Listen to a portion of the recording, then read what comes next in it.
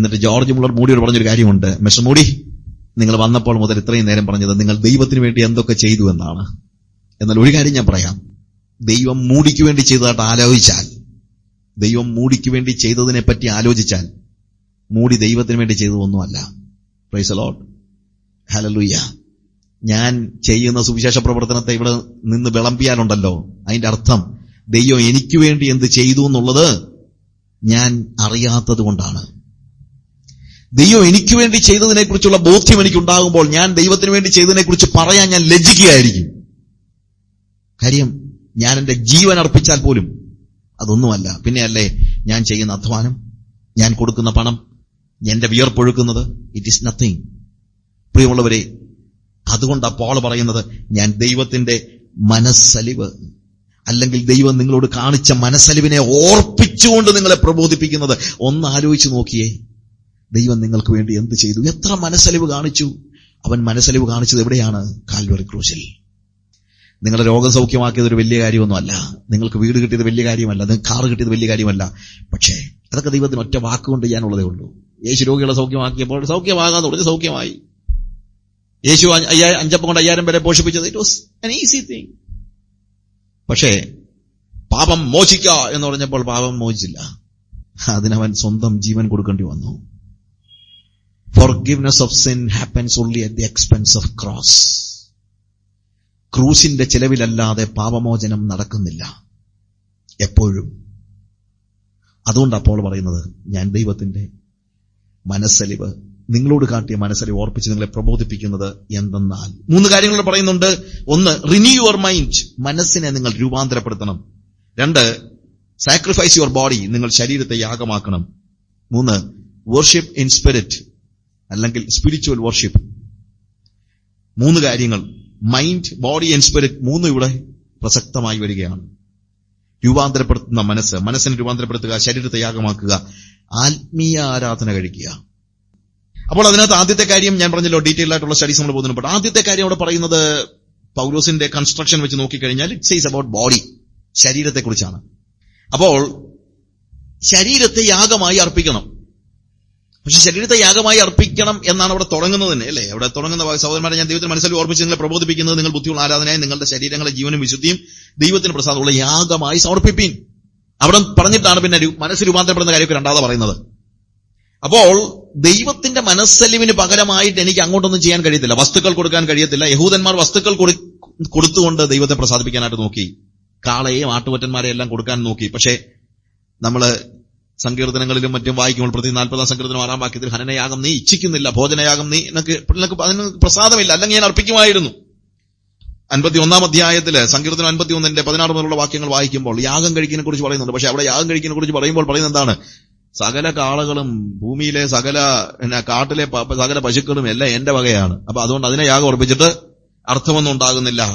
Okay, many versus, അത് ഞാൻ അതിനോട് പോകുന്നില്ല. അപ്പോൾ വസ്തുക്കൾ കൊടുക്കുമ്പോൾ പോൾ പറയുന്നൊരു കാര്യമുണ്ട്, that is not a reasonable worship. ശരിക്കും പറഞ്ഞു കഴിഞ്ഞാൽ ആത്മീയ ആരാധന എന്നുള്ള വാക്ക് അവിടെ ഉപയോഗിച്ചിരിക്കുന്നെങ്കിൽ പോലും അത് യോഗ്യമായ ഒരു ആരാധനയല്ല എന്നാണ് പറയുന്നത്. അതായത് വസ്തുക്കൾ കൊടുത്ത് ദൈവത്തിന് യാഗം അർപ്പിക്കുന്നത് യോഗ്യമായ ഒരു ആരാധനയല്ല. അതുകൊണ്ടാണ് ഞാൻ പറഞ്ഞത്, പണം കൊടുത്ത് ദൈവത്തെ പ്രസാദിപ്പിക്കാൻ കഴിയത്തില്ല. എന്താണ് അല്പമെങ്കിലും യോഗ്യതയുള്ളതെന്ന് ചോദിച്ചു കഴിഞ്ഞാൽ പോൾ പറയാണ്, അത് നിങ്ങളുടെ ശരീരങ്ങളെ കൊടുക്കുന്നതാണ്. ഞാൻ പറയുന്നത് മനസ്സിലാകുന്നുണ്ടല്ലോ? പണം കൊടുത്ത് ദൈവത്തെ പ്രസാദിപ്പിക്കാൻ കഴിയത്തില്ല. പിന്നെ ആകെ നമുക്ക് ചെയ്യാൻ കഴിയുന്ന ഒരു കാര്യമുണ്ട്, എന്താണ്? നമ്മുടെ ശരീരങ്ങളെ യാഗമായി സമർപ്പിക്കുക. യാഗമായി സമർപ്പിക്കുക എന്ന് പറയുമ്പോഴാണ് അതിന്റെ ശരിയായിട്ടുള്ള അർത്ഥം. അല്ലാതെ നിങ്ങളുടെ ശരീരം കൊണ്ട് കർത്താവിന് വേണ്ടി അധ്വാനിക്കുവാനല്ല. കർത്താവിന് വേണ്ടി അധ്വാനിക്കുന്ന ഒത്തിരി പേരുണ്ട്. കർത്താവിന് വേണ്ടി അധ്വാനിക്കുന്നത് കൊണ്ടും ഈ പറയുന്നത് പോലുള്ള വലിയ ഗുണങ്ങളില്ല. That is not the best thing you can do. മറിയയുടെയും മാർത്തയുടെയും ചരിത്രം നമുക്കറിയാം. മറിയ കർത്താവിന് വേണ്ടി അധ്വാനിക്കുകയായിരുന്നു. She was serving the lord. കർത്താവിനെ അവൾ സെർവ് ചെയ്യായിരുന്നു. ശരീരം കൊണ്ട് അധ്വാനിക്കുമ്പോൾ, അല്ലെങ്കിൽ നമ്മൾ ശരീരം കൊണ്ട് കർത്താവിന് വേണ്ടി എന്തെങ്കിലുമൊക്കെ ചെയ്യുമ്പോൾ ഉണ്ടാകുന്ന ഒരു പ്രധാനപ്പെട്ട പ്രശ്നം എന്നറിയാം, കുറച്ച് കഴിയുമ്പോൾ നമ്മൾ കുഴഞ്ഞു പോകും. മാർത്ത പറയുന്നത് എന്നറിയാമോ? ശുശ്രൂഷയാൽ കുഴങ്ങിയിട്ട്. അതാ പ്രശ്നം.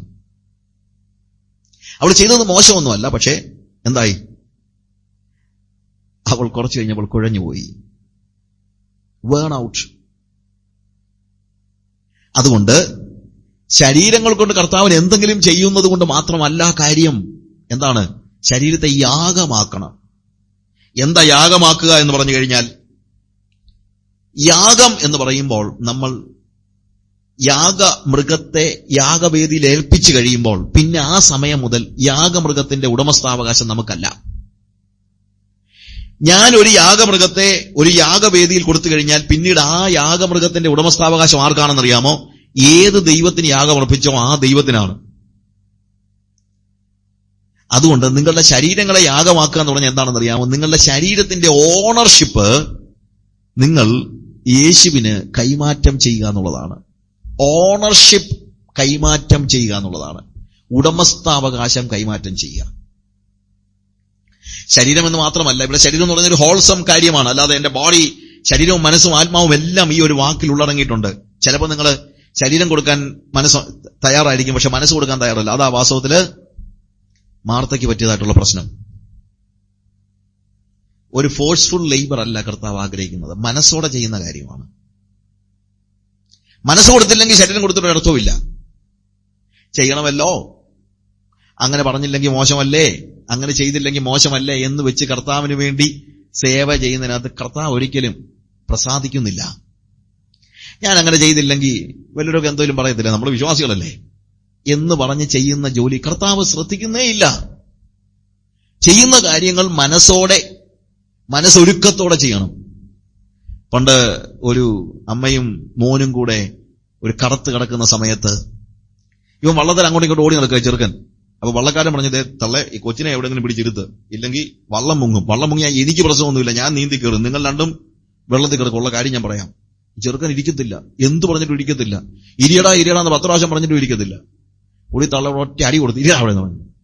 ചെറുക്കൻ അങ്ങിരുന്നു. ഇങ്ങനെ വിങ്ങിപ്പൊട്ടിയാ ഇരിക്കുന്നത്. കുറച്ച് കഴിഞ്ഞാൽ പറഞ്ഞു, ഞാൻ ഇരിക്കുന്നതേ ഉള്ളൂ, എന്റെ മനസ്സ് ഞാൻ ഇപ്പോഴും എണീറ്റ് നടക്കുക എന്ന്. ഇതുപോലെ പലരും ശരീരത്തെ കൊടുക്കുന്നത്.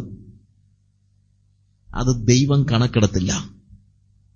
ദൈവം കണക്കിടുന്നത് യാഗമർപ്പിക്കുമ്പോഴാണ്, സമർപ്പിക്കുകയാണ്, ഏൽപ്പിക്കുകയാണ്. റോമാലേഖനം 6-19 വാക്യം നമ്മൾ കാണുന്നുണ്ട്. Yield your bodies. റോമാലേഖനം 6 വാക്യം. ഓരോ വാക്യങ്ങൾ വായിക്കുമ്പോഴത്തേക്ക് സമയം ഒത്തിരി പരിമിതപ്പെടുന്നുണ്ട്. എങ്കിലും ഞാൻ പറയട്ടെ, നിങ്ങളുടെ ജഡത്തിന്റെ ബലഹീന നിമിത്തം ഞാൻ പറയുന്നു, നിങ്ങളുടെ അവയവങ്ങളെ അധർമ്മത്തിനും അശുദ്ധിക്കും അടിമകളാക്കി സമർപ്പിച്ചതുപോലെ ഇപ്പോൾ നിങ്ങളുടെ അവയവങ്ങളെ വിശുദ്ധീകരണത്തിനായി നീതിക്ക് അടിമകളായി സമർപ്പിപ്പീൻ. Yield your bodies എന്ന് വെച്ച് കഴിഞ്ഞാല് ദൈവത്തിന് നമ്മൾ നമ്മുടെ ശരീരത്തെ ഏൽപ്പിച്ചു കൊടുക്കുകയാണ്. എന്ന് വെച്ചാൽ എന്താണെന്നറിയാമോ? ദൈവത്തിന് എന്തെങ്കിലും ചെയ്യണമെങ്കിൽ അത് ചെയ്യാനായിട്ട് ഏൽപ്പിച്ചു കൊടുക്കുന്നതിനാണ് ഈൽഡിങ് എന്ന് പറയുന്നത്. അതായത് എന്റെ ഇഷ്ടങ്ങളെ മാറ്റിയിട്ട് ദൈവത്തിന്റെ ഇഷ്ടത്തിന് വേണ്ടി ഞാൻ എന്റെ ശരീരത്തെ ഹൃദയപൂർവം ഏൽപ്പിച്ചു കൊടുക്കുകയാണ്, ദൈവത്തിന്റെ ഇഷ്ടത്തിന്. അപ്പൊ എന്റെ ബോഡിയിൽ പിന്നെ ഞാൻ ചെയ്യുന്ന എന്റെ ഇഷ്ടമായിരിക്കത്തില്ല, എന്റെ ശരീരത്തിൽ. അതായത് എനിക്കിഷ്ടമുള്ളിടത്തേക്ക് എനിക്ക് നോക്കാൻ പറ്റത്തില്ല. ആർക്ക് ഇഷ്ടമുള്ളിടത്തേക്ക് നോക്കാൻ പറ്റുള്ളൂ? യേശുവിന് ഇഷ്ടമുള്ള സ്ഥലത്തേക്ക് നോക്കാൻ പറ്റത്തുള്ളൂ. എനിക്കിഷ്ടമുള്ള കാര്യങ്ങൾ എന്റെ കൈകൊണ്ട് ചെയ്യാൻ പറ്റത്തില്ല. ആർക്ക് ഇഷ്ടമുള്ള കാര്യമേ ചെയ്യാൻ പറ്റുള്ളൂ? യേശുവിന് ഇഷ്ടമുള്ള കാര്യം. ഇപ്പൊ ഞാൻ ചെയ്തുകൊണ്ടിരിക്കുന്നത് എങ്ങനെയാണ്? എനിക്കിഷ്ടമുള്ള കാര്യമാണ്. നമ്മളൊരു കൈ കൊണ്ട് ഒരാളെ അടിച്ചിട്ട് പറയാണ്, ഞാനാണോ അടിച്ച, എന്റെ കൈയല്ലേ എന്നൊക്കെ ചിലപ്പോൾ പിള്ളേർ ചോദിക്കല്ലേ. പക്ഷെ കൈ അടിക്കുമോ? ഇല്ല. അടിക്കുന്ന ആരാണ്? ഞാൻ. എന്റെ കൈയോട് അടിക്കാൻ പറഞ്ഞത് ആരാണ്? ഞാൻ. എന്റെ തലയിൽ ഞാൻ ഇരുന്നു കൊണ്ടാണ് എന്റെ കൈയെ ചലിപ്പിക്കുന്നത്. എന്റെ തലയിൽ ഞാൻ ഇരുന്നു കൊണ്ടാണ് എന്റെ കണ്ണുകളെ പായിക്കുന്നത്. അതുകൊണ്ട് സമർപ്പിക്കുമ്പോൾ അല്ലെങ്കിൽ ഓണർഷിപ്പ് കൈമാറുമ്പോൾ എന്താണെന്നറിയാമോ? എന്റെ സിംഹാസനത്തിൽ നിന്ന് ഞാൻ മാറിയിരുന്നിട്ട് യേശുവിനെ അവിടെ കയറ്റിയിരുത്തുകയാണ്. അതാണ് ownership change. And also my hands are not mine. എന്റേതല്ല, എന്റെ കൈകൾ എന്റേതല്ല. എനിക്കിഷ്ടമുള്ള കാര്യങ്ങൾ ചെയ്യാൻ എനിക്ക് കഴിയത്തില്ല. അപ്പോൾ ദൈവത്തിന്റെ ഇഷ്ടത്തിന് വേണ്ടി എന്റെ ശരീരത്തിന്റെ ഓരോ അവയവങ്ങളും വിട്ടുകൊടുക്കുന്ന സമർപ്പണ ശുശ്രൂഷയാണ് യാഗം എന്ന് പറയുന്നത്. അത് നടക്കണമെങ്കിൽ ദൈവത്തിന്റെ ഇഷ്ടം എന്താണെന്നുള്ളത് അറിയണം. ദൈവത്തിന്റെ ഇഷ്ടം എന്താണെന്നുള്ളത് അറിഞ്ഞില്ലെങ്കിൽ ദൈവത്തിന്റെ ഇഷ്ടത്തിന് വേണ്ടി എന്റെ കൈ വിട്ടുകൊടുക്കാൻ പറ്റുമോ? ഞാൻ ജനറലായിട്ട് പെട്ടെന്ന് പറഞ്ഞു പോകാൻ, ഇതിന്റെ ഡീറ്റെയിൽഡ് ആയിട്ടുള്ള സ്റ്റഡി നമുക്ക് പിന്നീട് എടുക്കാം. ഇപ്പൊ ഞാൻ പെട്ടെന്ന് പറഞ്ഞു പോകുകയാണ്. അപ്പോൾ ദൈവത്തിന്റെ ഇഷ്ടം എന്താണെന്ന് അറിയുന്നില്ലെങ്കിൽ ദൈവത്തിന്റെ ഇഷ്ടം എനിക്ക് ചെയ്യാൻ പറ്റത്തില്ല. ഏൽപ്പിച്ചു കൊടുത്തിട്ട് മാത്രം കാര്യമൊന്നുമില്ല, ഇല്ലേ? ഇഷ്ടം അറിയണം. പണ്ടൊരുത്തിനോട്, വേലക്കാരനോട് പറഞ്ഞു, എടാ നാളെ രാവിലെ തിരുവനന്തപുരം വരെ ഒന്ന് പോകണം, ഏതാണ്ട് വലിയ അത്യാവശ്യ കാര്യം സാധിക്കാനാ. പക്ഷേ വേലക്കാരൻ ഇത്രേ കേട്ടുള്ളൂ, എന്തുവാ, രാവിലെ തിരുവനന്തപുരം വരെ പോകണം. രാവിലെ എണീറ്റ് നോക്കിയപ്പോൾ വേലക്കാരനെ കാണുന്നില്ല.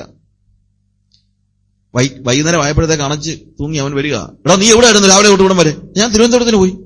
തിരുവനന്തപുരത്തോ? എന്തിന്? ഇന്നലെ പറയുന്നത് കേട്ട് തിരുവനന്തപുരത്തിന് പോകണമെന്ന്, അതിനങ്ങ് പോയെന്നുള്ളതേ ഉള്ളൂ. എടാ ഒരു കാര്യം സാധിക്കാനല്ലയോ പറഞ്ഞിട്ട്? അതൊന്നും ഞാൻ ശ്രദ്ധിച്ചില്ല. തിരുവനന്തപുരത്തിന് പോകണമെന്ന് പറഞ്ഞപ്പോഴത്തേക്ക് എന്ത് ചെയ്തു? തിരുവനന്തപുരത്തിന് പോയി. പ്രിയമുള്ളവരെ, യജമാനന്റെ ഇഷ്ടം എന്താണെന്ന് അറിയത്തില്ല എങ്കിൽ യജമാനന്റെ ഇഷ്ടം നിർവഹിക്കാൻ അവന് കഴിയത്തില്ല. വെറുതെ പോയിട്ട് വരത്തേ ഉള്ളൂ. ഇതുപോലെ ഒരു അനുഭവം ഉണ്ടാകാതിരിക്കാനായിട്ട് നമ്മൾ എന്ത് വേണം? ദൈവത്തിന്റെ ഇഷ്ടം എന്താണെന്നുള്ളത് നമ്മൾ അറിയണം.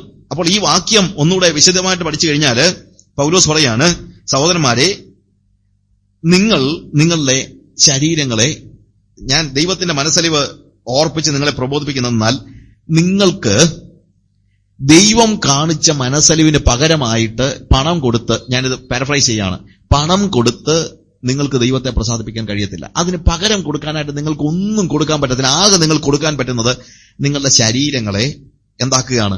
യാഗമാക്കുകയാണ്. അങ്ങനെയാകുമ്പോൾ ദൈവത്തിന്റെ ഇഷ്ടം ചെയ്യാനായിട്ട് നിങ്ങളുടെ ശരീരം രൂപപ്പെടും. പക്ഷെ ശരീരം അതിനുവേണ്ടി നിങ്ങൾ ഏൽപ്പിച്ചു കൊടുത്താൽ പോലും അത് നിർവഹിക്കണമെങ്കിൽ ദൈവത്തിന്റെ ഇഷ്ടം എന്താണെന്നുള്ളത് നിങ്ങൾ അറിയണം. You have to know the will of God. ദൈവഹിതം നമ്മുടെ മനസ്സിൽ അറിയണം. ദൈവഹിതം അറിയണമെങ്കിൽ ദൈവം നമ്മുടെ മനസ്സിലേക്ക് ഇത് എഴുതണം, ഇല്ലേ? എന്റെ തലയിൽ എന്റെ ഇഷ്ടം എഴുതിക്കൊണ്ടിരുന്ന സ്ഥലത്ത് ഇപ്പോൾ തൊട്ട് ആരെഴുതണം?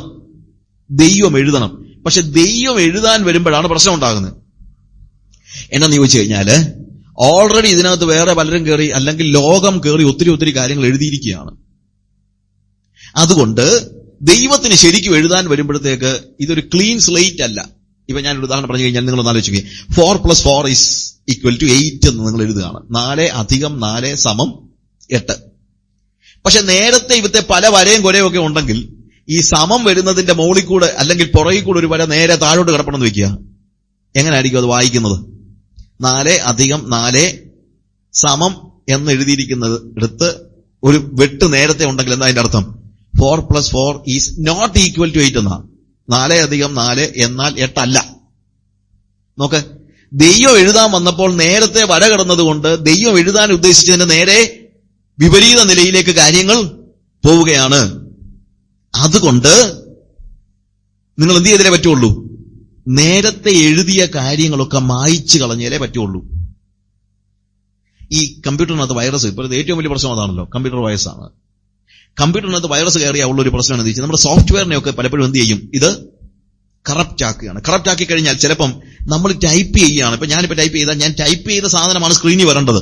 പക്ഷെ വൈറസ് കയറിയിട്ടുണ്ടെങ്കിൽ ചില സമയത്ത് നമ്മൾ ടൈപ്പ് ചെയ്തുകൊണ്ടിരിക്കുന്ന സാധനം ആയിരിക്കത്തില്ല. എന്റെ കമ്പ്യൂട്ടർ, എന്റെ ലാപ്ടോപ്പിന് അതൊരു പ്രശ്നമുണ്ട്.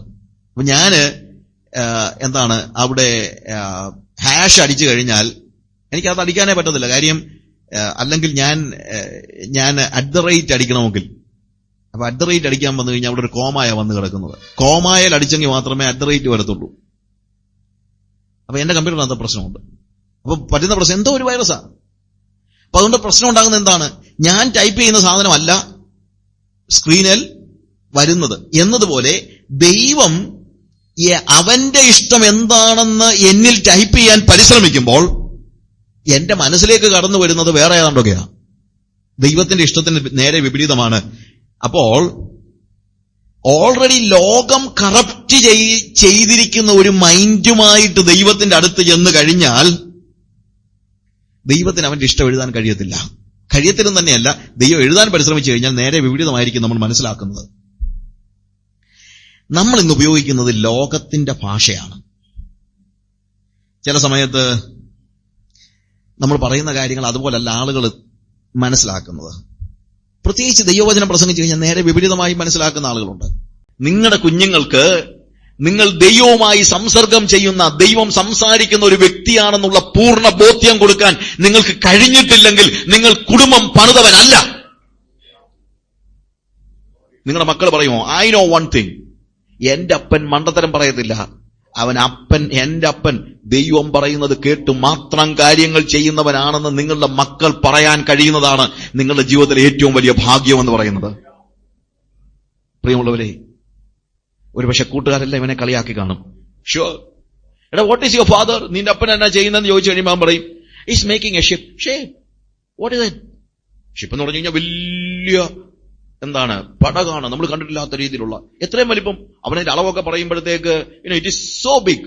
നമ്മുടെ മാരുതി കാറിൽ ഒരു 20,000 എണ്ണം അതിനകത്ത് കയറ്റി വെക്കാം. അത്രയ്ക്ക് വലിപ്പമുള്ള ഒരു പെട്ടകവാ. ഇതെന്തിനാ പണിയുന്നേ? എന്നെ പറഞ്ഞു വലിയ ജലപ്രളയം വരാൻ പോകുന്നു. ആര് പറഞ്ഞു? അപ്പൻ പറഞ്ഞു. അപ്പന് എങ്ങനെയാണ് അതറിയാവുന്നത്? ദൈവം പറഞ്ഞു.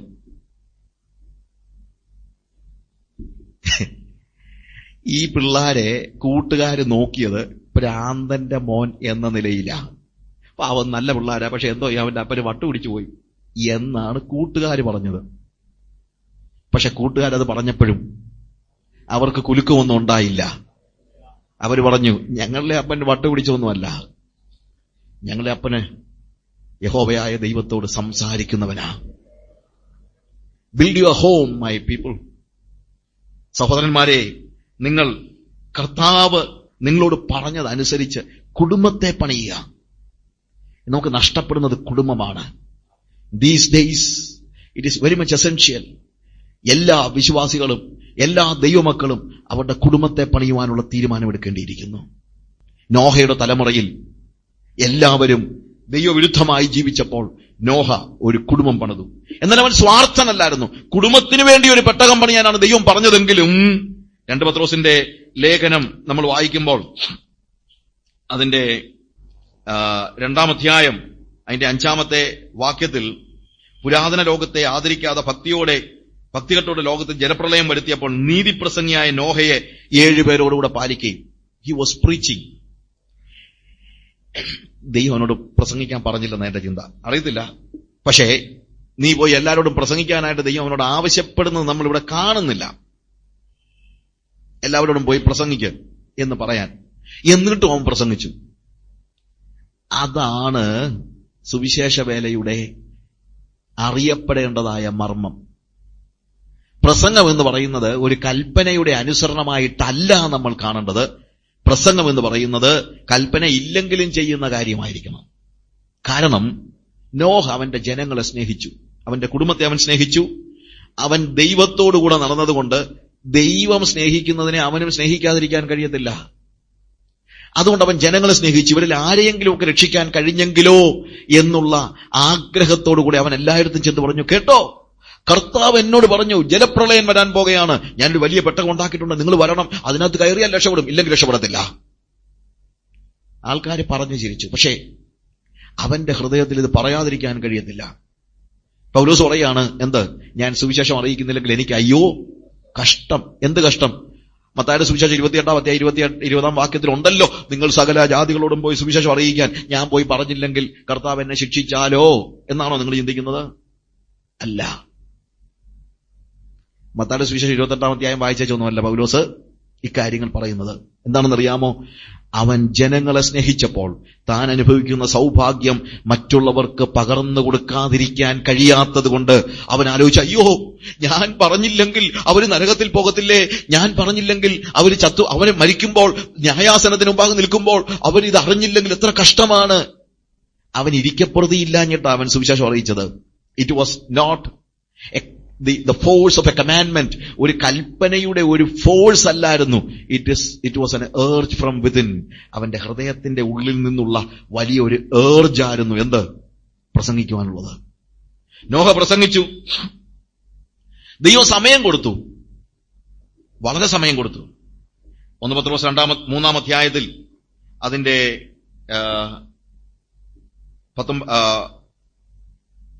19-ാം വാക്യത്തിൽ നമ്മൾ കാണുന്നത്, ആത്മാവിൽ അവൻ ചെന്ന് പണ്ട് നോഹയുടെ കാലത്ത് പെട്ടകം ഒരുക്കുന്ന സമയം ദൈവം ദീർഘക്ഷമയോടെ കാത്തിരിക്കുമ്പോൾ അനുസരിക്കാത്തവരായി തടവുള്ള ആത്മാക്കളോട് ദീർഘക്ഷമയോടെ.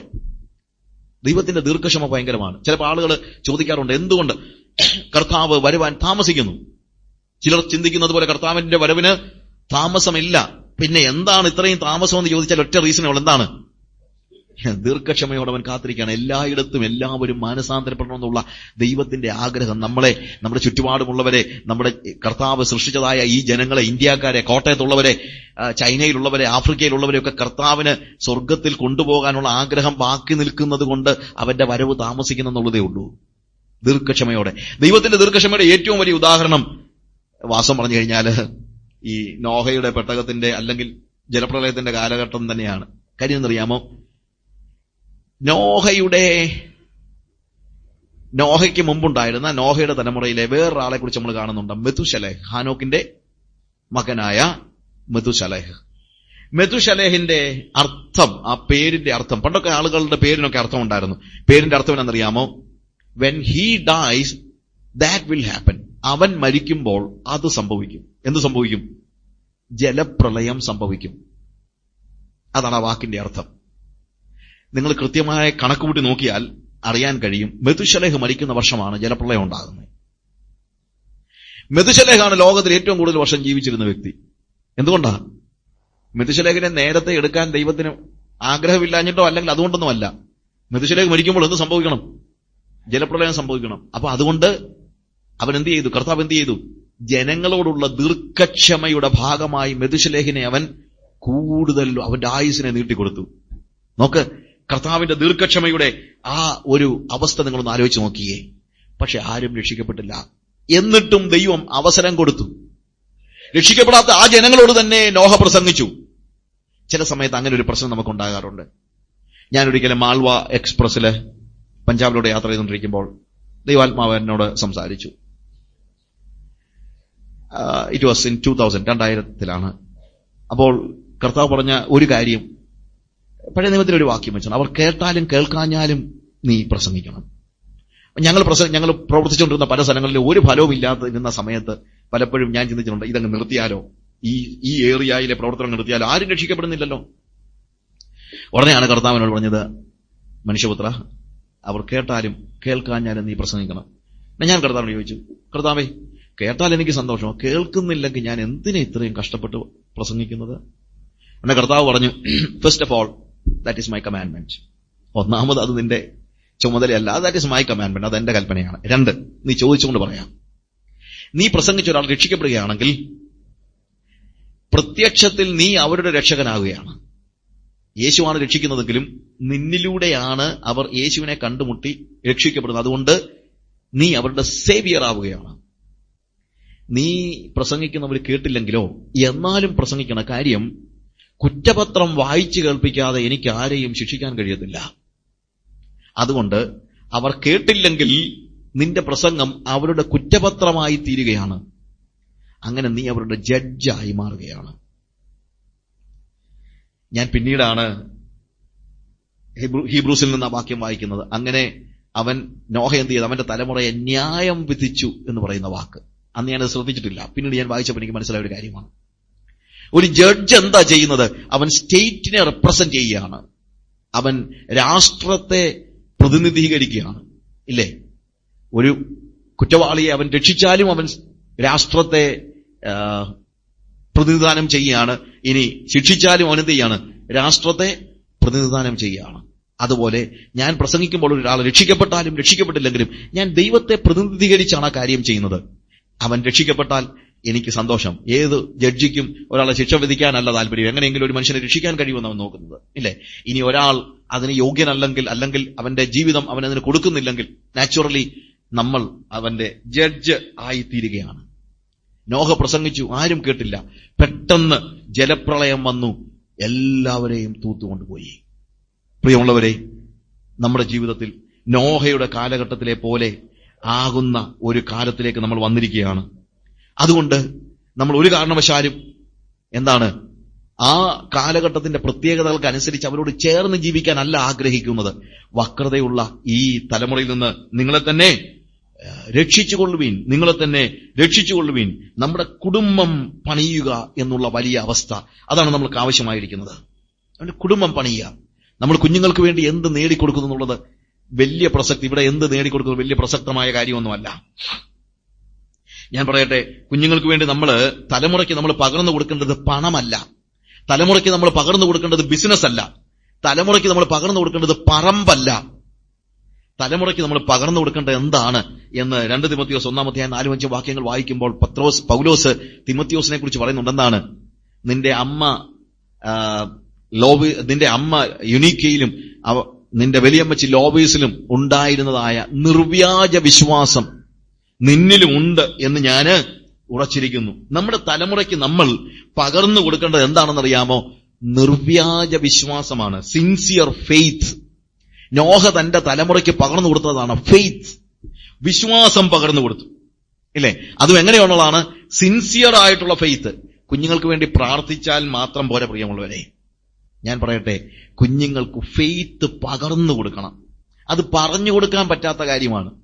ഇമ്പാർട്ട് ചെയ്യണം. കുടുംബം പണിയാൻ ദൈവം ആഗ്രഹിക്കുന്നു. കാര്യം വലിയ ജലപ്രളയം വരുന്നു. അതിനു മുമ്പ് നമ്മുടെ കുഞ്ഞുങ്ങളെ പെട്ടകത്തിലാക്കണം. അവർക്ക് ഫെയ്ത്ത് പകർന്നു കൊടുക്കണം. ഈ കാലയളവിൽ നമ്മൾ കുഞ്ഞുങ്ങൾക്ക് വിശ്വാസം പകർന്നു കൊടുക്കുന്നില്ല. അപ്പനെ അവന് വിശ്വാസമില്ലല്ലോ. എന്റെ അപ്പൻ ദൈവം പറയുന്നത് കേൾക്കുന്നവനാണെന്നുള്ള ബോധ്യം ഉണ്ടാകത്തക്ക നിലയിലുള്ള ഒരു ജീവിതം ഞാൻ ജീവിക്കുമ്പോഴാണ് എന്റെ കുഞ്ഞുങ്ങൾക്ക് ഞാൻ ഫെയ്ത്ത് പകർന്നു കൊടുക്കുന്നത്. തിരുവല്ല മാർത്തോമാ കോളേജിലെ ഒരു അനുഭവത്തെക്കുറിച്ച് ഒരു 10-15 വർഷം മുമ്പ് ഒരു കലാകൗമുദി വന്ന ഒരു ആർട്ടിക്കിൾ ഞാൻ വായിച്ച കൂട്ടത്തിൽ ഒരു ചെറുക്കൻ ഒരു കുരിശുമാലയും കൊണ്ട് വന്നു. എന്നിട്ട് ഒരു ദിവസം ഒരച്ചു നോക്കുക.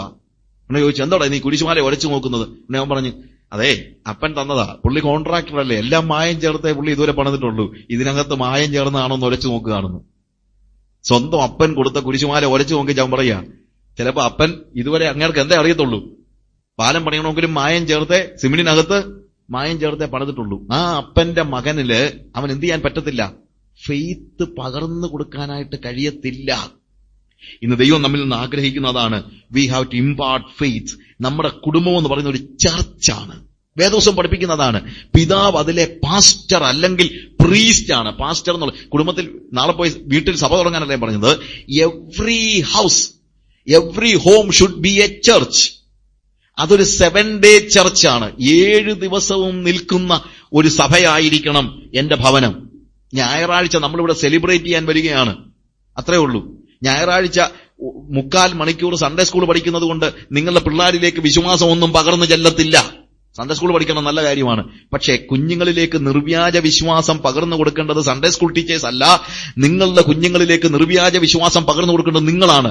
അതിന് ഒരു 7 day ചർച്ച് നിങ്ങളുടെ വീട്ടിൽ വേണം. നോഹയോട് കൂടെ അവന്റെ കുഞ്ഞുങ്ങൾ നിൽക്കുന്നതിന്റെ കാരണം അതാണ്. അവൻ ഒരിക്കലും പറഞ്ഞില്ല, കുഞ്ഞുങ്ങളെ വലിയ ജലപ്രളയം വരുന്നു, അതുകൊണ്ട് ഞാൻ നിങ്ങളെ നീന്താൻ പഠിപ്പിക്കാം എന്നാണോ പറഞ്ഞത്? വലിയ ജലപ്രളയം വരുന്നത് കൊണ്ട് നിങ്ങളെ നീന്താൻ പഠിപ്പിക്കാമെന്നാണോ നോഹ കുഞ്ഞുങ്ങളോട് പറഞ്ഞത്? അല്ല. പക്ഷെ നമ്മൾ പറയുന്ന അതാണ്. എന്ത്? പിള്ളാരെ, ഇന്നൊരു കോമ്പറ്റിറ്റീവ് ലോകമാ. ഇവിടെ നിനക്ക് നിൽക്കണമെങ്കിൽ ആരുടെ തലയിൽ കയറിയാലും നിന്റെ തല മോളി, ആരുടെ തലയിൽ ചവിട്ടിയാണെങ്കിലും നിന്റെ തല എവിടെ കാണണം? മോളി കാണണം. കാര്യം ഇത് ഒരു കോമ്പറ്റിറ്റീവ് ലോകമാണ്, അല്ലേ? എടാ, ഇക്കാലത്ത് നീ ഇങ്ങനെ നടന്നാൽ എങ്ങനെയാണാ പറ്റുന്നത്? ഇക്കാലത്ത് നമ്മൾ എന്തോ ചെയ്യാന്നറിയാമോ? പെട്ടകത്തിൽ നിന്ന് പിള്ളാരെ വെള്ളത്തിലേക്ക് തള്ളിയിട്ടിട്ട് നീന്തലാന്ന് പറയുക. I'm not joking. അതാ ഇന്ന് സംഭവിച്ചുകൊണ്ടിരിക്കുന്നത്. നമ്മുടെ തലമുറയിലെ ജനങ്ങളെ പെട്ടകത്തിനകത്ത് സൂക്ഷിക്കേണ്ടതിന് പകരം വെള്ളത്തിനകത്തേക്ക് തള്ളിയിട്ടിട്ട് നീന്തലാന്ന് പറയുന്നവനാ ഇന്ന് ബന്ധുക്കോസുകാരൻ. അവിടെയാണ് ഒരു വ്യത്യാസം ആവശ്യമായിരിക്കുന്നത്. ഹല്ലേലൂയ. കുടുംബം പണിയുവാൻ ദൈവം നമ്മളോട് ആവശ്യപ്പെടുകയാണ്. ഒരു വ്യത്യസ്തമായ ഒരു അനുഭവം. ഇന്ന് ഞാൻ എന്റെ വാക്കുകളിലൂടെ അവസാനിപ്പിക്കുമ്പോൾ, നോഹയുടെ കാലഘട്ടം പോലെ ഒരു കാലഘട്ടത്തിലേക്ക് നമ്മൾ വന്നിരിക്കുമ്പോൾ, നമ്മുടെ സഭ അതിനകത്ത് മുങ്ങിത്താണുകൊണ്ടിരിക്കുമ്പോൾ, എല്ലാവരും ദൈവശബ്ദത്തിന് നേരെ കാതടച്ചിരിക്കുമ്പോൾ, ആത്മാവിന്റെ വാതിലുകൾ കൊട്ടിയടച്ചിരിക്കുമ്പോൾ, ഈ തലമുറയിൽ എന്റെ കുഞ്ഞുങ്ങളെ നീന്താൻ പഠിപ്പിക്കാനല്ല, പെട്ടകത്തിനകത്ത്, ഹല്ലേലൂയ, ഹല്ലേലൂയ, അവന് വേണ്ടി ഭവനം പണിയുമെന്ന്, എന്റെ കുഞ്ഞുങ്ങൾക്ക് വേണ്ടി ഞാനൊരു വീട് പണിയും ഈ പെട്ടകത്തിനകത്ത് എന്ന് നമുക്ക് ഈ സമയത്ത് ചെയ്യും. നമുക്ക് കണ്ണുകളെ അടയ്ക്കാം. നമുക്ക് എല്ലാവർക്കും കണ്ണുകളെ അടയ്ക്കാം. ഒരു നിമിഷം. വ്യത്യസ്തമായ ഒരു ആത്മീയതയ്ക്ക് വേണ്ടി കർത്താവ് നമ്മളെ വിളിച്ചിരിക്കുകയാണ്. ഈ ലോകത്തോട് അനുരൂപരാകരുത്. ഈ കാലഘട്ടത്തിന്റെ പ്രത്യേകത നോഹയുടെ കാലം പോലെയാകും. നോഹയുടെ കാലഘട്ടത്തിന്റെ പ്രത്യേകത മറ്റൊന്നുമല്ല, they were living as if they have only flesh. ഒരു ശരീരം മാത്രമുള്ളവരെ പോലെ അവർ ജീവിച്ചു. ആത്മാവ് ഒരു യാഥാർത്ഥ്യമല്ലായിരുന്നു. ഹല്ലേലൂയ. ഇന്ന് പെന്തക്കോസ്തുകാരനെ നോക്കി എന്റെ ചിന്ത, ദൈവം പറയും അവൻ പ്രാർത്ഥിക്കുന്നത് തന്നെ ഒരു ശരീരം മാത്രമുള്ളൂ എന്നവനെ പോലെയല്ലേ. ഹല്ലേലൂയ. അവന്റെ പ്രാർത്ഥന ഒന്ന് കേട്ടിട്ട് കർത്താവ് പറയും എനിക്ക് മടുത്തു ഈ പെന്തക്കോസ്തുകാരനെ കൊണ്ട്. ആ ഒരു ശരീരമുള്ളതും മാത്രമുള്ളവനെ പോലെ അവൻ ഇടപെടുന്നു, അവൻ പ്രാർത്ഥിക്കുന്നു. After all he is only a flesh, or he is acting as if he has only flesh. അവനൊരു ശരീരം മാത്രമേ ഉള്ളൂ എന്നതുപോലെ അവൻ ഇടപെടുന്നു. നിത്യതയെക്കുറിച്ച് അവന് ബോധ്യമില്ല, ദർശനമില്ല, ആത്മാവിനെ കുറിച്ച് ബോധ്യമില്ല. ദൈവം ആത്മാവാകുന്നുവെന്നും ആ ആത്മാവിന്റെ വെളിപ്പാട്, ആ ആത്മാവിന്റെ പകർച്ചയായി അല്ലെങ്കിൽ ആ സ്വരൂപത്തിലാണ് അവനെ സൃഷ്ടിച്ചിരിക്കുന്നത്, അവൻ അറിയുന്നില്ല. നമുക്ക് പറയാൻ കഴിയുമോ, യേശുവേ ഞാൻ മനസ്സിലാക്കുന്നു ഞാനൊരു ആത്മജീവിയാ, ഞാൻ ശരീരമുള്ള ഒരു ആത്മജീവിയാണെന്ന് നമുക്ക് പറയാൻ കഴിയുമോ? എന്റെ കൺസേൺ ആത്മാവിന്റെ കൺസേണാ, എന്റെ കൺസേൺ നിത്യതയുടേതാണ്. ഞാൻ ഈ ലോകത്തിലുള്ള കാര്യങ്ങൾക്ക് വേണ്ടി ഒത്തിരി ഓടി, പക്ഷേ ഈ തലമുറയിൽ നിന്ന് ഞാൻ വ്യത്യസ്തനായിരിക്കണമെന്ന് നിനക്കിന്ന് പറയാൻ കഴിയുമോ? കർത്താവിനോട് പറയാമോ, കർത്താവേ എന്റെ തലമുറയിലെ ആളുകൾ എങ്ങനെ ജീവിക്കുന്നു എന്നുള്ളത് എനിക്ക് വിഷയമല്ല. അവരൊരു പക്ഷേ ദൈവത്തിന്റെ പുത്രന്മാരെന്ന് സ്വയം വിളിക്കുകയും അവർക്ക് ബോധിച്ചതുപോലെ നടക്കുകയും ചെയ്യുമായിരിക്കും. പക്ഷെ ഞാൻ എന്റെ ഓരോ തീരുമാനമെടുക്കുന്നതിന് മുമ്പും എന്താണ് നിന്റെ ഹിതമെന്ന് ഞാൻ തിരക്കും. എനിക്ക് ബോധിച്ചതുപോലെ ഞാൻ നടക്കത്തില്ല. കാരണം ഞാൻ എന്റെ ശരീരത്തെ യാഗമായി അർപ്പിച്ചിരിക്കുകയാണ്. കർത്താവേ എന്റെ ബുദ്ധിയല്ല, എന്റെ ചിന്തയല്ല, അതൊക്കെ ലോകം കറപ്റ്റ് ചെയ്തിരിക്കുകയാണ്. എന്നാൽ അതിനെ ഒരു ക്ലീൻ സ്ലേറ്റ് ആക്കി നിനക്ക് നിന്റെ ഹിതം എഴുതാനായിട്ട് ഇന്ന് ഞാൻ വിട്ടുതരികയാ. ഈ ലോത്തിന്റെ കാലം പോലെ, ഈ നോഹയുടെ കാലം പോലെ ഈ ഒരു ലോകത്ത് കർത്താവേ നിനക്ക് വേണ്ടി എന്റെ വാതിൽ ഞാൻ തുറന്നു തരികയാ. കർത്താവേ നിന്റെ ആത്മാവ് എന്റെ ആത്മാവോട് സംവാദിക്കേണ്ടതിന് വേണ്ടി ഞാൻ എന്റെ ആത്മാവിന്റെ വാതിൽ തുറന്നു തരികയാ. എത്ര പേര് കർത്താവിനോട് പറയും, കർത്താവേ ഞാൻ എന്റെ ആത്മാവിന്റെ വാതിലുകൾ നിനക്ക് വേണ്ടി തുറന്നു തരുന്നു. അവരുടെ കരങ്ങളെ ഉയർത്തി കർത്താവിനോട് പറ, കർത്താവേ ഞാൻ എന്റെ ആത്മാവിന്റെ വാതിലുകൾ നിനക്ക് നേരെ തുറന്നു തരുന്നു. കർത്താവേ ലോകത്തുള്ള മറ്റുള്ളവർ എന്ത് ചെയ്യുന്ന എനിക്ക് വിഷയമല്ല, എന്റെ സഭക്കാരെന്ത് ചെയ്യുന്ന എനിക്ക് വിഷയമല്ല. ഒരുപക്ഷെ ഈ സഭ മുഴുവനായിട്ട് മാറി നിന്നാലും കർത്താവേ നിന്റെ ശബ്ദം കേൾക്കുവാനായി ഞാൻ എന്റെ ഹൃദയത്തിന്റെ ആത്മാവിന്റെ വാതിലുകളെ തുറന്നു വെക്കും. കർത്താവേ എന്റെ തലമുറയെ അവർക്ക് ഇവിടെ ഭൂമിയിൽ ആവശ്യമുള്ളതെല്ലാം കൊടുത്ത് കർത്താവെ മത്തുപിടിപ്പിക്കാൻ വേണ്ടിയല്ല, അവരിലേക്ക് ഒരു നിർവ്യാജ വിശ്വാസം പകർന്നു കൊടുക്കുവാൻ തക്കവണ്ണം ഞാൻ പരിശ്രമിക്കും. എന്റെ കുഞ്ഞുങ്ങള് എന്നെ നോക്കിയിട്ട് ഞാൻ ദൈവവുമായിട്ട് സംസാരിക്കുന്ന വ്യക്തിയാണെന്ന് മനസ്സിലാകത്തക്ക രീതിയിൽ എന്റെ കുടുംബം ഞാൻ പണിയും. കർത്താവെ ഒരു 7 ദിവസവും നിലനിൽക്കുന്ന ഒരു ചർച്ച് ഞാൻ എന്റെ വീട്ടിൽ പണിയും എന്ന് എത്ര പേര് പറയും? കരങ്ങളെ ഉയർത്തി പറ, കർത്താവെ ഞാൻ തീരുമാനിക്കുന്നു, I will build A 7-day church in my home. കർത്താവെ ഞാൻ എന്റെ ഭവനത്തില് എന്റെ കുഞ്ഞുങ്ങളെ നിർത്തിക്കൊണ്ട് അവർക്ക് പുരോഹിതനായി നിന്നുകൊണ്ട് ഞാൻ 7 ദിവസം നീണ്ടു നിൽക്കുന്ന ഒരു സഭയെ പണിയും. എന്റെ കുഞ്ഞുങ്ങളെ ലോകത്തിൽ നീന്താൻ വിടാനല്ല, ഈ പെട്ടകത്തിനകത്ത് സൂക്ഷിക്കുവാൻ ഞാൻ തീരുമാനമെടുക്കുന്നു. പ്രിയമുള്ളവരെ, നമ്മുടെ പ്രവൃത്തിയിലുള്ള എല്ലാ ദോഷങ്ങളും നോക്കുമ്പോൾ ആലോചിക്കണം. പ്രവൃത്തി മാത്രമല്ല, എന്താണ് അതിന്റെ ആഴത്തിൽ നമ്മുടെ ഇമാജിനേഷൻ പോലും, നമ്മുടെ സങ്കല്പങ്ങൾ പോലും, നമ്മുടെ സ്വപ്നങ്ങൾ പോലും, നമ്മൾ ആരാകാൻ ആഗ്രഹിക്കുമെന്ന് ചോദിച്ചു കഴിഞ്ഞാൽ അതുപോലും. ഞാൻ പറയട്ടെ, ഇന്ന് ഈ തലമുറയിൽ പെന്തക്കോസ്തുകാരന് പറ്റിയിരിക്കുന്നത് വീഴ്ചയല്ല, അതിനപ്പുറത്ത് ചാട്ടമാണ്. വീഴുന്നത് വേറെ, ചാടുന്നത് വേറെ. അവന്റെ ആഗ്രഹങ്ങൾക്കനുസരിച്ച് ദൈവത്തെ പ്രസാദിപ്പിക്കാൻ കഴിയാതിരിക്കുന്ന ഒരു വ്യക്തി ഒരുപക്ഷെ പറഞ്ഞേക്കാം, എനിക്ക് ആഗ്രഹമുണ്ട് പക്ഷെ എനിക്ക് സാധിക്കുന്നില്ല. അത് തന്നെ ശരിയായ കാര്യമല്ല. എങ്കിലും ഇന്ന് ആഗ്രഹങ്ങൾ പോലും നഷ്ടപ്പെട്ടിരിക്കുകയാണ്. ദൈവത്തെ പ്രസാദിപ്പിക്കുക എന്ന ഏക ലക്ഷ്യത്തോടുകൂടെ ജീവിക്കുന്ന എത്ര പേരുണ്ട് പെന്തക്കോസ്തുകാരിൽ? ഹാനോക്കിനെ കുറിച്ച് പഠിക്കുമ്പോൾ കാണുന്ന അതാണ്. എന്താണ്? അവൻ ദൈവത്തെ പ്രസാദിപ്പിച്ചുവെന്ന് എടുക്കപ്പെട്ടതിന് മുമ്പേ സാക്ഷ്യം പ്രാപിച്ചു. അവന്റെ ചുറ്റുപാടുമുള്ള ജനങ്ങൾക്ക് ഒന്നേ പറയാനുണ്ടായിരുന്നു, എന്ത്? ഹാനോക്കിനെ നീ നോക്കിയിട്ട് എന്തെങ്കിലും കാര്യത്തിൽ അവനെ വളയ്ക്കാൻ പറ്റത്തില്ല മോനെ. കാരണം അവന്റെ ജീവിതത്തിൽ ഏക ആഗ്രഹം എന്താണെന്നറിയാമോ? വല്ല വിധേനയും ദൈവത്തെ പ്രസാദിപ്പിക്കുക എന്നുള്ളതാണ്. ഏത് പെന്തക്കോസ്തുകാരനെ നോക്കി ഇന്ന് അവന്റെ അയൽവക്കത്തുള്ളവർ അത് പറയുമെന്ന് നിങ്ങളൊന്ന് ആലോചിച്ച് നോക്ക്. നിങ്ങളെക്കുറിച്ച് പറയുമെന്ന് ആലോചിച്ച് നോക്ക്. ഹല്ലേലൂയ. നോഹയുടെ കാലം പോലെയാകും. We consider ourselves as physical beings with a spirit. No, we are spiritual beings with a body. അതുകൊണ്ട് എന്റെ ആത്മാവ് എന്നേക്കും മനുഷ്യനിൽ വാദിച്ചുകൊണ്ടിരിക്കുകയില്ല. 3-ാമത്തെ വാക്യം നമ്മൾ കാണുന്നത്, My spirit shall not abide in man forever. വസിക്കുകയില്ല എന്നാണ്. എന്നേക്കും വസിക്കുകയില്ല. പക്ഷെ മലയാളത്തിലെ ട്രാൻസ്ലേഷൻ കുറച്ചുകൂടെ കറക്റ്റ് ആണ്. റൂൾ ചെയ്യത്തില്ല എന്നാണ് ശരിക്കും പറഞ്ഞാൽ അതിന്റെ അർത്ഥം. യാഡൗൺ, അഡോണായ് എന്ന് പറയുന്നതിന് ആ ധാതുവിൽ നിന്ന് തന്നെ ഉണ്ടായിരിക്കുന്ന ഒരു വാക്ക് അവിടെ ഉപയോഗിച്ചിരിക്കുന്നത്. എന്റെ ആത്മാവ് അവന്റെ മേൽ ഇനി റൂള് ചെയ്യുന്നില്ല. എന്തുകൊണ്ട് ചെയ്യുന്നില്ല? കാരണം അവൻ അതിനെ അനുവദിക്കുന്നില്ല. അവന്റെ ജീവിതം അവനൊരു ശരീരം മാത്രമേ ഉള്ളൂ എന്നതുപോലെയാണ്. അവന് ബോധിച്ച കാര്യങ്ങളാണ് അവൻ ചെയ്യുന്നത്. അവന്റെ ആത്മാവിലേക്ക് ഇറങ്ങിച്ചെല്ലുവാൻ എന്നെ അനുവദിക്കുന്നില്ലെന്ന് ദൈവം പറയുന്നത്. നമ്മുടെ തലമുറയിലെ വിശ്വാസികൾ എന്ന് വിളിക്കുന്നവരുടെയും പ്രശ്നം അതാണ്. We do not allow God to rule over us. നമ്മൾ അവന്റെ ഇഷ്ടം തിരക്കുന്നില്ല. നാം ഇന്ന് ബോധിച്ചതുപോലെ നടക്കുകയാണ്. നമ്മുടെ കഴിവില്ലായ്മയല്ല, അതിനുമപ്പുറത്ത് ബോധപൂർവം ഞാൻ ദൈവത്തെ നിഷേധിക്കുന്ന ഒരു കാലഘട്ടത്തിലാണ് നമ്മൾ ജീവിച്ചിരിക്കുന്നത്. എന്റെ തീരുമാനങ്ങളിൽ കൈകടത്താനായിട്ട്, എന്റെ തീരുമാനങ്ങളെ മാറ്റിമറിക്കാനായിട്ട് ദൈവത്തെ അനുവദിക്കാത്ത ഒരു സ്റ്റേജ്. അതാണ് നോഹയുടെ തലമുറയുടെ പ്രത്യേകത. ദൈവം പറയാണ്, അവനോട് കമ്മ്യൂണിക്കേറ്റ് ചെയ്യാൻ പോലും അവൻ സമ്മതിക്കുന്നില്ല. അവൻ ആത്മാവിന്റെ വാതിലുകൾ എനിക്ക് നേരെ കൊട്ടിയടച്ചിരിക്കുന്നു. അവൻ ശരീരമുള്ള ഒരു വ്യക്തി എന്ന നിലയിൽ മാത്രം ഇടപെടുന്നു. ഞാൻ അവനോട് വാദിക്കാൻ ചെല്ലുമ്പോൾ അവൻ വാതിൽ കൊട്ടിയടയ്ക്കുന്നു. മനുഷ്യൻ പാപം ചെയ്ത് അന്ന് തന്നെ ദൈവം മനുഷ്യനോടുള്ള കമ്മ്യൂണിയൻ നിർത്തി, സംസർഗം. പക്ഷെ പിന്നെയും ദൈവം കമ്മ്യൂണിക്കേഷൻ നടത്തിക്കൊണ്ടിരുന്നു. പാപം ചെയ്ത ആദാമിനെ ദൈവം അന്ന് വൈകുന്നേരവും ഇറങ്ങിച്ചെന്ന് വിളിക്കുന്നുണ്ട്, ആദാമേ നീ എവിടെ? He was communicating. ദൈവം അവനോട് കമ്മ്യൂണിക്കേറ്റ് ചെയ്തു, അവനോട് ആശയവിനിമയം ചെയ്തു, അവനോട് സംസാരിച്ചു, അവനോട് ഇടപെട്ടു. പാപം ചെയ്ത ആദാമും ദൈവത്തിന്റെ ഇടപാടുകൾക്ക് വേണ്ടി അവന്റെ ആത്മാവിനെ തുറന്നു കൊടുത്തു. പാപം ചെയ്ത ദിവസം തന്നെ ദൈവവും ആദാമും തമ്മിലുള്ള സംസർഗം നഷ്ടപ്പെട്ടു. അതാണ് അത് തിന്നുന്ന നാളിൽ നീ മരിക്കുമെന്ന് പറഞ്ഞതിന്റെ അർത്ഥം. എന്നാൽ വീണ്ടും ദൈവം പാപിയായ ആദാമിനോട് കമ്മ്യൂണിക്കേറ്റ് ചെയ്തു.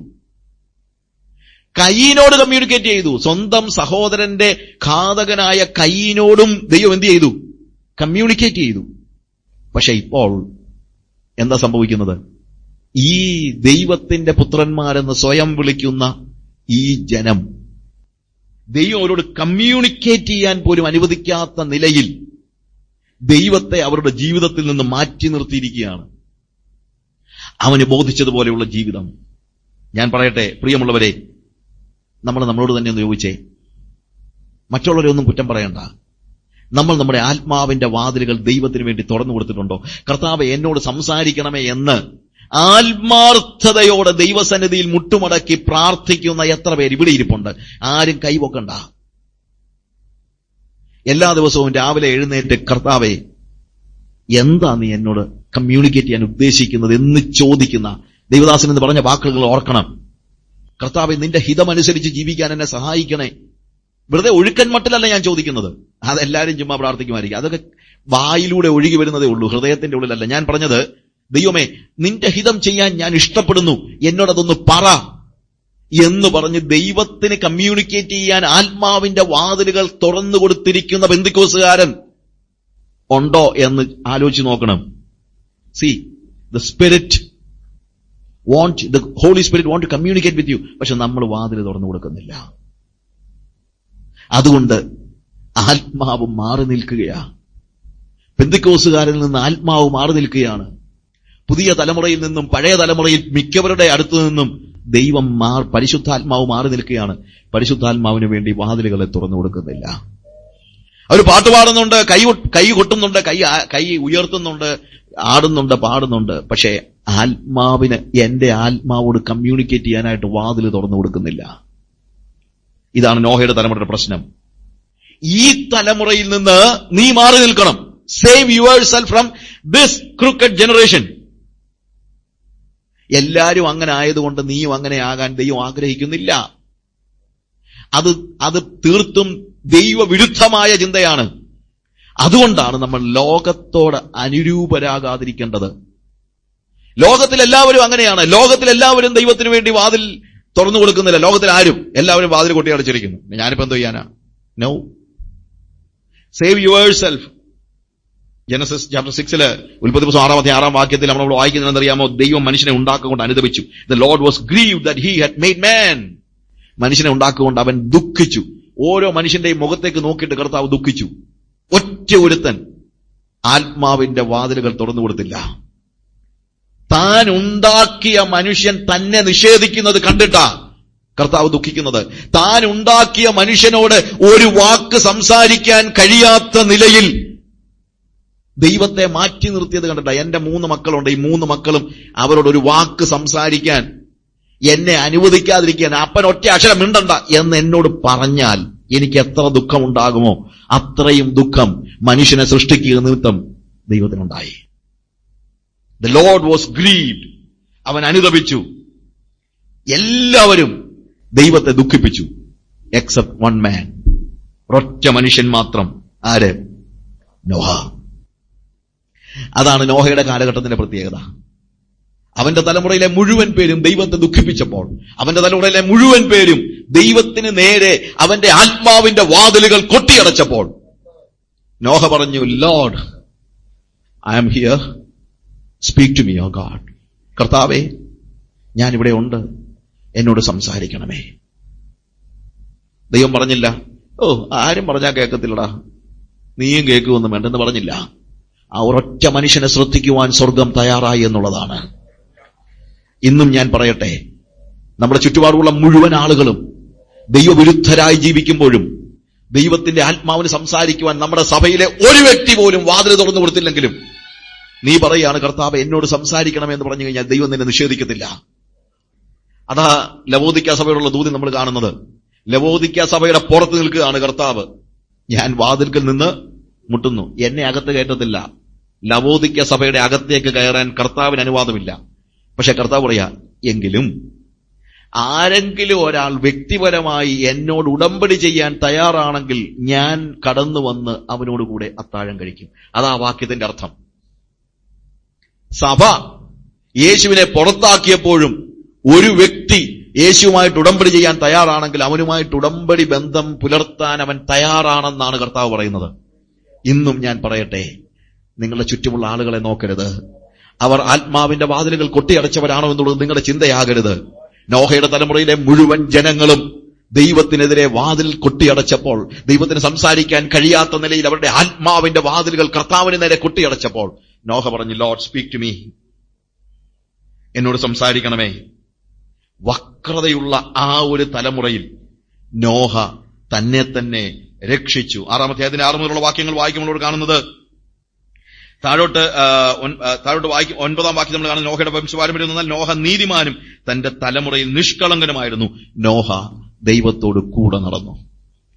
എല്ലാവരും ദൈവത്തെ മാറ്റി നിർത്തിയപ്പോൾ നോഹ ദൈവത്തോട് കൂടെ നടന്നു. ഇന്നും നമ്മിൽ നിന്ന് ദൈവം പ്രതീക്ഷിക്കുകയാണ്. കർത്താവ് നമ്മളെ പലപ്പോഴും ആക്കുന്നത് അങ്ങനെയാണ്. വക്രതയുള്ള തലമുറയിൽ മാറി നിൽക്കുന്ന വേർപെട്ട ഒരു ചെറിയ കൂട്ടത്തെ മാത്രം കർത്താവ് നോക്കുന്നത്. ദൈവം എപ്പോഴും ഒരു ചെറിയ കൂട്ടത്തെ നോക്കുന്നു. ചെറിയ ആട്ടിൻകൂട്ടമേ ഭയപ്പെടണ്ട. നമ്മളെ എങ്ങോട്ടാ ദൈവം അയച്ചിരിക്കുന്നത്? ലോകത്തിലേക്ക്. എങ്ങനെയുള്ള ലോകത്തിലേക്ക്? ചെന്നായ്ക്കളുടെ ഇടയിലേക്ക്, കുഞ്ഞാടുകളെ പോലെ ഞാൻ നിങ്ങളെ അയച്ചിരിക്കുന്നു. നിങ്ങൾക്ക് ദൈവത്തിൽ നിന്ന് പ്രാപിക്കാൻ കഴിയുന്ന സാക്ഷ്യമെന്ന നോഹ നീതിമാനും തന്റെ തലമുറയിൽ നിഷ്കളങ്കനുമായിരുന്നു. പ്രിയമുള്ളവരെ, ആ തലമുറയിലെ മുഴുവൻ ആളുകളും കളങ്കമുള്ളവരായി തീർന്നപ്പോൾ, ആ തലമുറയിലെ മുഴുവൻ ആളുകളും വക്രതയുള്ളവരായി തീർന്നപ്പോൾ ദൈവം എന്ത് ചെയ്തു? നോഹ ദൈവത്തോട് കൂടെ നടന്നു. ദൈവം അവനെ അഭിനന്ദിക്കുകയാണ്. എന്നിട്ട് പറയാ, നോഹേ, നീ എന്റെ സന്നിധിയിൽ നേരോടെയും നിഷ്കളങ്കതയോടും നടക്കുന്നുണ്ട്. എനിക്ക് അല്പം പ്രതീക്ഷ നിന്റെ കുടുംബത്തിനുമുണ്ട്. അതുകൊണ്ട് നിന്റെ കുടുംബത്തെ രക്ഷിക്കാനായിട്ട് ഞാൻ പ്ലാൻ ചെയ്തിരിക്കുകയാണ്. എബ്രായ ലേഖനം 11-ാം അധ്യായം അതിന്റെ 7-ാമത്തെ വാക്യം വായിക്കുമ്പോൾ അവിടെ നമ്മൾ വായിക്കുന്നത്, വിശ്വാസത്താൽ നോഹ അതുവരെ കാണാത്തവയെക്കുറിച്ച് അരുളപ്പാടുണ്ടായിട്ട് ഭയഭക്തി കൊണ്ട് തന്റെ കുടുംബത്തിന്റെ രക്ഷയ്ക്കായിട്ട് ഒരു പെട്ടകം തീർത്തു. തന്റെ കുടുംബത്തിന്റെ രക്ഷയ്ക്കായിട്ട്. ലോകത്തെ മുഴുവൻ രക്ഷിക്കാൻ വേണ്ടി അല്ല ദൈവം നോഹയോട് പെട്ടകം പണിയാൻ പറഞ്ഞത്. നോഹയോട് പറഞ്ഞത് നിന്റെ കുടുംബത്തെ രക്ഷിക്കാൻ. 7-ാമത്തെ 1-ാം വാക്യം പുസ്തകം 7-ാമത്തെ 1-ാം വാക്യം അനന്തരം യഹോവ നോഹയോട് കൽപ്പിച്ചതെന്നാൽ നീയും സർവ്വ കുടുംബവുമായി പെട്ടകത്തിൽ കിടക്ക, ഞാൻ നിന്നെ ഈ തലമുറയിൽ എന്റെ മുമ്പാകെ നീതിമാനായി കണ്ടിരിക്കുന്നു. പ്രിയമുള്ളവരെ, നോഹയുടെ ആത്മീയത എന്ന് പറയുന്നത് ഒരു വേർപാടിന്റെ ആത്മീയതയാലും. ഇതാണ് വേർപാടിന്റെ ഉപദേശം, മറ്റൊന്നുമല്ല. എന്ത്? ഈ ലോകത്തിൽ എല്ലാവരും കളങ്ക ജീവിതം ജീവിക്കുമ്പോൾ നിഷ്കളങ്കതയോടെ ജീവിക്കുക. ആ ലോകത്തിൽ പെട്ടുപോകാതെ അവിടെ നിന്ന് അവരെ വേർതിരിക്കുന്നതായ ഒരു പെട്ടകം പണിയുക. പെട്ടകം പണിയുന്നതിന് മുമ്പേ പണിയേണ്ട ഒരു കാര്യമുണ്ട്, അത് കുടുംബം പണിയുകയാണ്. പെട്ടകം രണ്ടാമത് പണിതാൽ മതി. എന്താണ്? ഈ പെട്ടകത്തിൽ ഇവരൂടെ കയറണമല്ലോ. അതുകൊണ്ട് നോഹ എന്ത് ചെയ്തു? നോഹ കുടുംബം പണിതു, പെട്ടകവും പണിതു. പെട്ടകം അവൻ പണിതെന്നുള്ളതേ ഉള്ളൂ. പക്ഷേ ദൈവം അവന് കൊടുത്ത അളവനുസരിച്ച് ദൈവം പണിതു കൊടുക്കുകയല്ല. ആരാണ്? നോഹയാണ് പണിയുന്നത്. എന്നതുപോലെ ദൈവം നമ്മിൽ നിന്ന് പ്രതീക്ഷിക്കുന്ന ഒരു കാര്യമുണ്ട്. എന്താണെന്നറിയാമോ? പണി നമ്മൾ തന്നെ നിർവഹിക്കണമെന്നാണ്. Even you have to build your home. നമ്മുടെ കുടുംബത്തെ നമ്മൾ പണിയണം. അന്ന് വരെ കാണാത്ത കാര്യങ്ങളെക്കുറിച്ചുള്ള അരുളപ്പാട് അവന് ലഭിച്ചത് അല്ലേ? അവൻ ഈ കാര്യങ്ങളെ അവന്റെ ഭവനത്തിൽ പറയുന്ന സന്ദർഭം ഞാനൊന്ന് ആലോചിച്ച് നോക്കിയിട്ടുണ്ട്. അവന്റെ വീട്ടിൽ ചെന്നിട്ട് പിള്ളേരെ വിളിച്ചിട്ട് പറയാം, കുഞ്ഞേ ഇനി വന്നേ, എല്ലാരും ഇങ്ങ് വന്നേ, ക്ഷേമേ ഹാമേ യാപത്ത് ഇങ്ങ് വന്നേടാ മോനെ. എല്ലാരും കൂടെ വൈകുന്നേരം ഒരുമിച്ച് കൂടിയിരുന്നു. എടാ, ഇന്നലെ കർത്താവ് എന്നോട് പറഞ്ഞു, കർത്താവ് ഒരു കാര്യം ചെയ്യാൻ പോവാന്ന്. എന്താപ്പാ? അതേ, മഴ പെയ്യാൻ പോവുകയാ. മഴയോ എന്ന് വെച്ചാൽ എന്നാ കാര്യം? അന്ന് വരെ എന്ത് ചെയ്തിട്ടില്ല? മഴ പെയ്തിട്ടില്ല. അന്ന് വരെ മഴ പെയ്തിട്ടില്ല.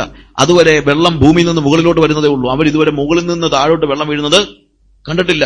അന്ന് വരെ കാണാത്തവയെ കുറിച്ച് അരുളപ്പാട് ലഭിച്ചു. അതിനപ്പാ മോനെ, അതെനിക്കും അറിയത്തില്ല, എനിക്കും മനസ്സിലാകുന്നു. It doesn't make sense to me, but I know one thing, God has spoken to me. എനിക്കിത് സെൻസ് ഒന്നും, എനിക്കിത് യുക്തിപരമായിട്ടൊന്നും പറയാനൊന്നും അറിയത്തില്ല മോനെ, പക്ഷെ കർത്താവ് എന്നോട് പറഞ്ഞു മഴ പെയ്യാൻ പോവാന്ന്. ഹല്ലേലൂയ. പ്രിയമുള്ളവരെ, ദൈവം പലപ്പോഴും സംസാരിക്കുന്നത് ഇന്നുവരെ കണ്ടിട്ടില്ലാത്ത കാര്യത്തെക്കുറിച്ചാണ്. ദൈവം പലപ്പോഴും നമ്മൾ ആവശ്യപ്പെടുന്നത് ഇന്നുവരെ ആരും ചെയ്തിട്ടില്ലാത്ത കാര്യം ചെയ്യാനാ. അതാണ് ഫെയ്ത്ത് എന്ന് പറയുന്നത്.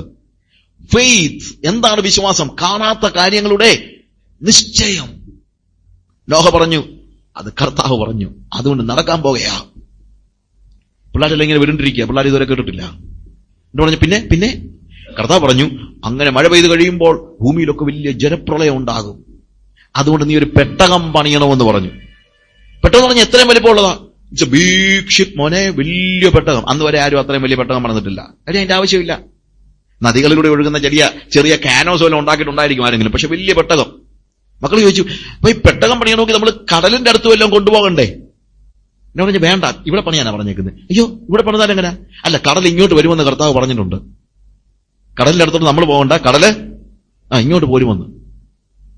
ഈ പിള്ളേർ ഇത് മുഴുവൻ വിശ്വസിച്ചു. ഹല്ലേലൂയ. അവർക്കൊന്നും മനസ്സിലായില്ല. അവർക്കൊന്നും മനസ്സിലാകാഞ്ഞിട്ടും അവരിതെല്ലാം വിശ്വസിക്കാൻ കാര്യം എന്നാണെന്നറിയാമോ? അവരോട് ദൈവം ഒന്നും പറഞ്ഞില്ലല്ലോ. എന്നിട്ട് ഒരു വിശ്വസിക്കാൻ കാര്യം എന്താ? ഒറ്റ കാര്യമേ ഉള്ളൂ, എന്റെ അപ്പനോട് ദൈവം സംസാരിക്കുമെന്നുള്ള ബോധ്യം ആ പിള്ളേർക്കുണ്ടായിരുന്നു. നിങ്ങളുടെ കുഞ്ഞുങ്ങൾക്ക് നിങ്ങൾ ദൈവവുമായി സംസർഗം ചെയ്യുന്ന, ദൈവം സംസാരിക്കുന്ന ഒരു വ്യക്തിയാണെന്നുള്ള പൂർണ്ണ ബോധ്യം കൊടുക്കാൻ നിങ്ങൾക്ക് കഴിഞ്ഞിട്ടില്ലെങ്കിൽ നിങ്ങൾ കുടുംബം പണിതവനല്ല. നിങ്ങളുടെ മക്കൾ പറയുമോ, ഐ നോ വൺ തിങ്, എന്റെ അപ്പൻ മണ്ടത്തരം പറയത്തില്ല, എന്റെ അപ്പൻ ദൈവം പറയുന്നത് കേട്ട് മാത്രം കാര്യങ്ങൾ ചെയ്യുന്നവനാണെന്ന് നിങ്ങളുടെ മക്കൾ പറയാൻ കഴിയുന്നതാണ് നിങ്ങളുടെ ജീവിതത്തിലെ ഏറ്റവും വലിയ ഭാഗ്യം എന്ന് പറയുന്നത്. പ്രിയമുള്ളവരെ, ഒരുപക്ഷെ കൂട്ടുകാരെല്ലാം ഇവനെ കളിയാക്കി കാണും. ഷുവർ. എടാ, വാട്ട് ഈസ് യുവർ ഫാദർ? നിന്റെ അപ്പൻ എന്നാ ചെയ്യുന്നതെന്ന് ചോദിച്ചു കഴിയുമ്പോൾ പറയും, is making A ship. Ship? What is it? Ship എന്ന് പറഞ്ഞു കഴിഞ്ഞാൽ വലിയ പടകാണ്, നമ്മൾ കണ്ടിട്ടില്ലാത്ത രീതിയിലുള്ള. എത്രയും വലിപ്പം. അവനതിന്റെ അളവൊക്കെ പറയുമ്പോഴത്തേക്ക് ഇറ്റ് ഈസ് സോ ബിഗ്. നമ്മുടെ മാരുതി കാറിൽ ഒരു 20,000 എണ്ണം അതിനകത്ത് കയറ്റി വെക്കാം. അത്രയ്ക്ക് വലിപ്പമുള്ള ഒരു പെട്ടകവാ. യോ, ഇതെന്തിനാ പണിയുന്നേ? എന്നെ പറഞ്ഞു, വലിയ ജലപ്രളയം വരാൻ പോകുന്നു. ആര് പറഞ്ഞു? അപ്പൻ പറഞ്ഞു. അപ്പന് എങ്ങനെയാണ് അതറിയാവുന്നത്? ദൈവം പറഞ്ഞു.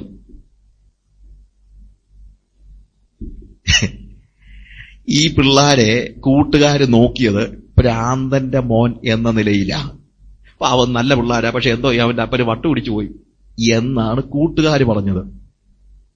പക്ഷെ കൂട്ടുകാരത് പറഞ്ഞപ്പോഴും അവർക്ക് കുലുക്കമൊന്നും ഉണ്ടായില്ല. അവര് പറഞ്ഞു, ഞങ്ങളുടെ അപ്പന് വട്ടുപിടിച്ചൊന്നുമല്ല, ഞങ്ങളുടെ അപ്പന് യഹോവയായ ദൈവത്തോട് സംസാരിക്കുന്നവനാ.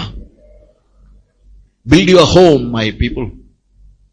സഹോദരന്മാരെ, നിങ്ങൾ കർത്താവ് നിങ്ങളോട് പറഞ്ഞതനുസരിച്ച് കുടുംബത്തെ പണിയുക. നമുക്ക് നഷ്ടപ്പെടുന്നത് കുടുംബമാണ്. These days it is very much essential.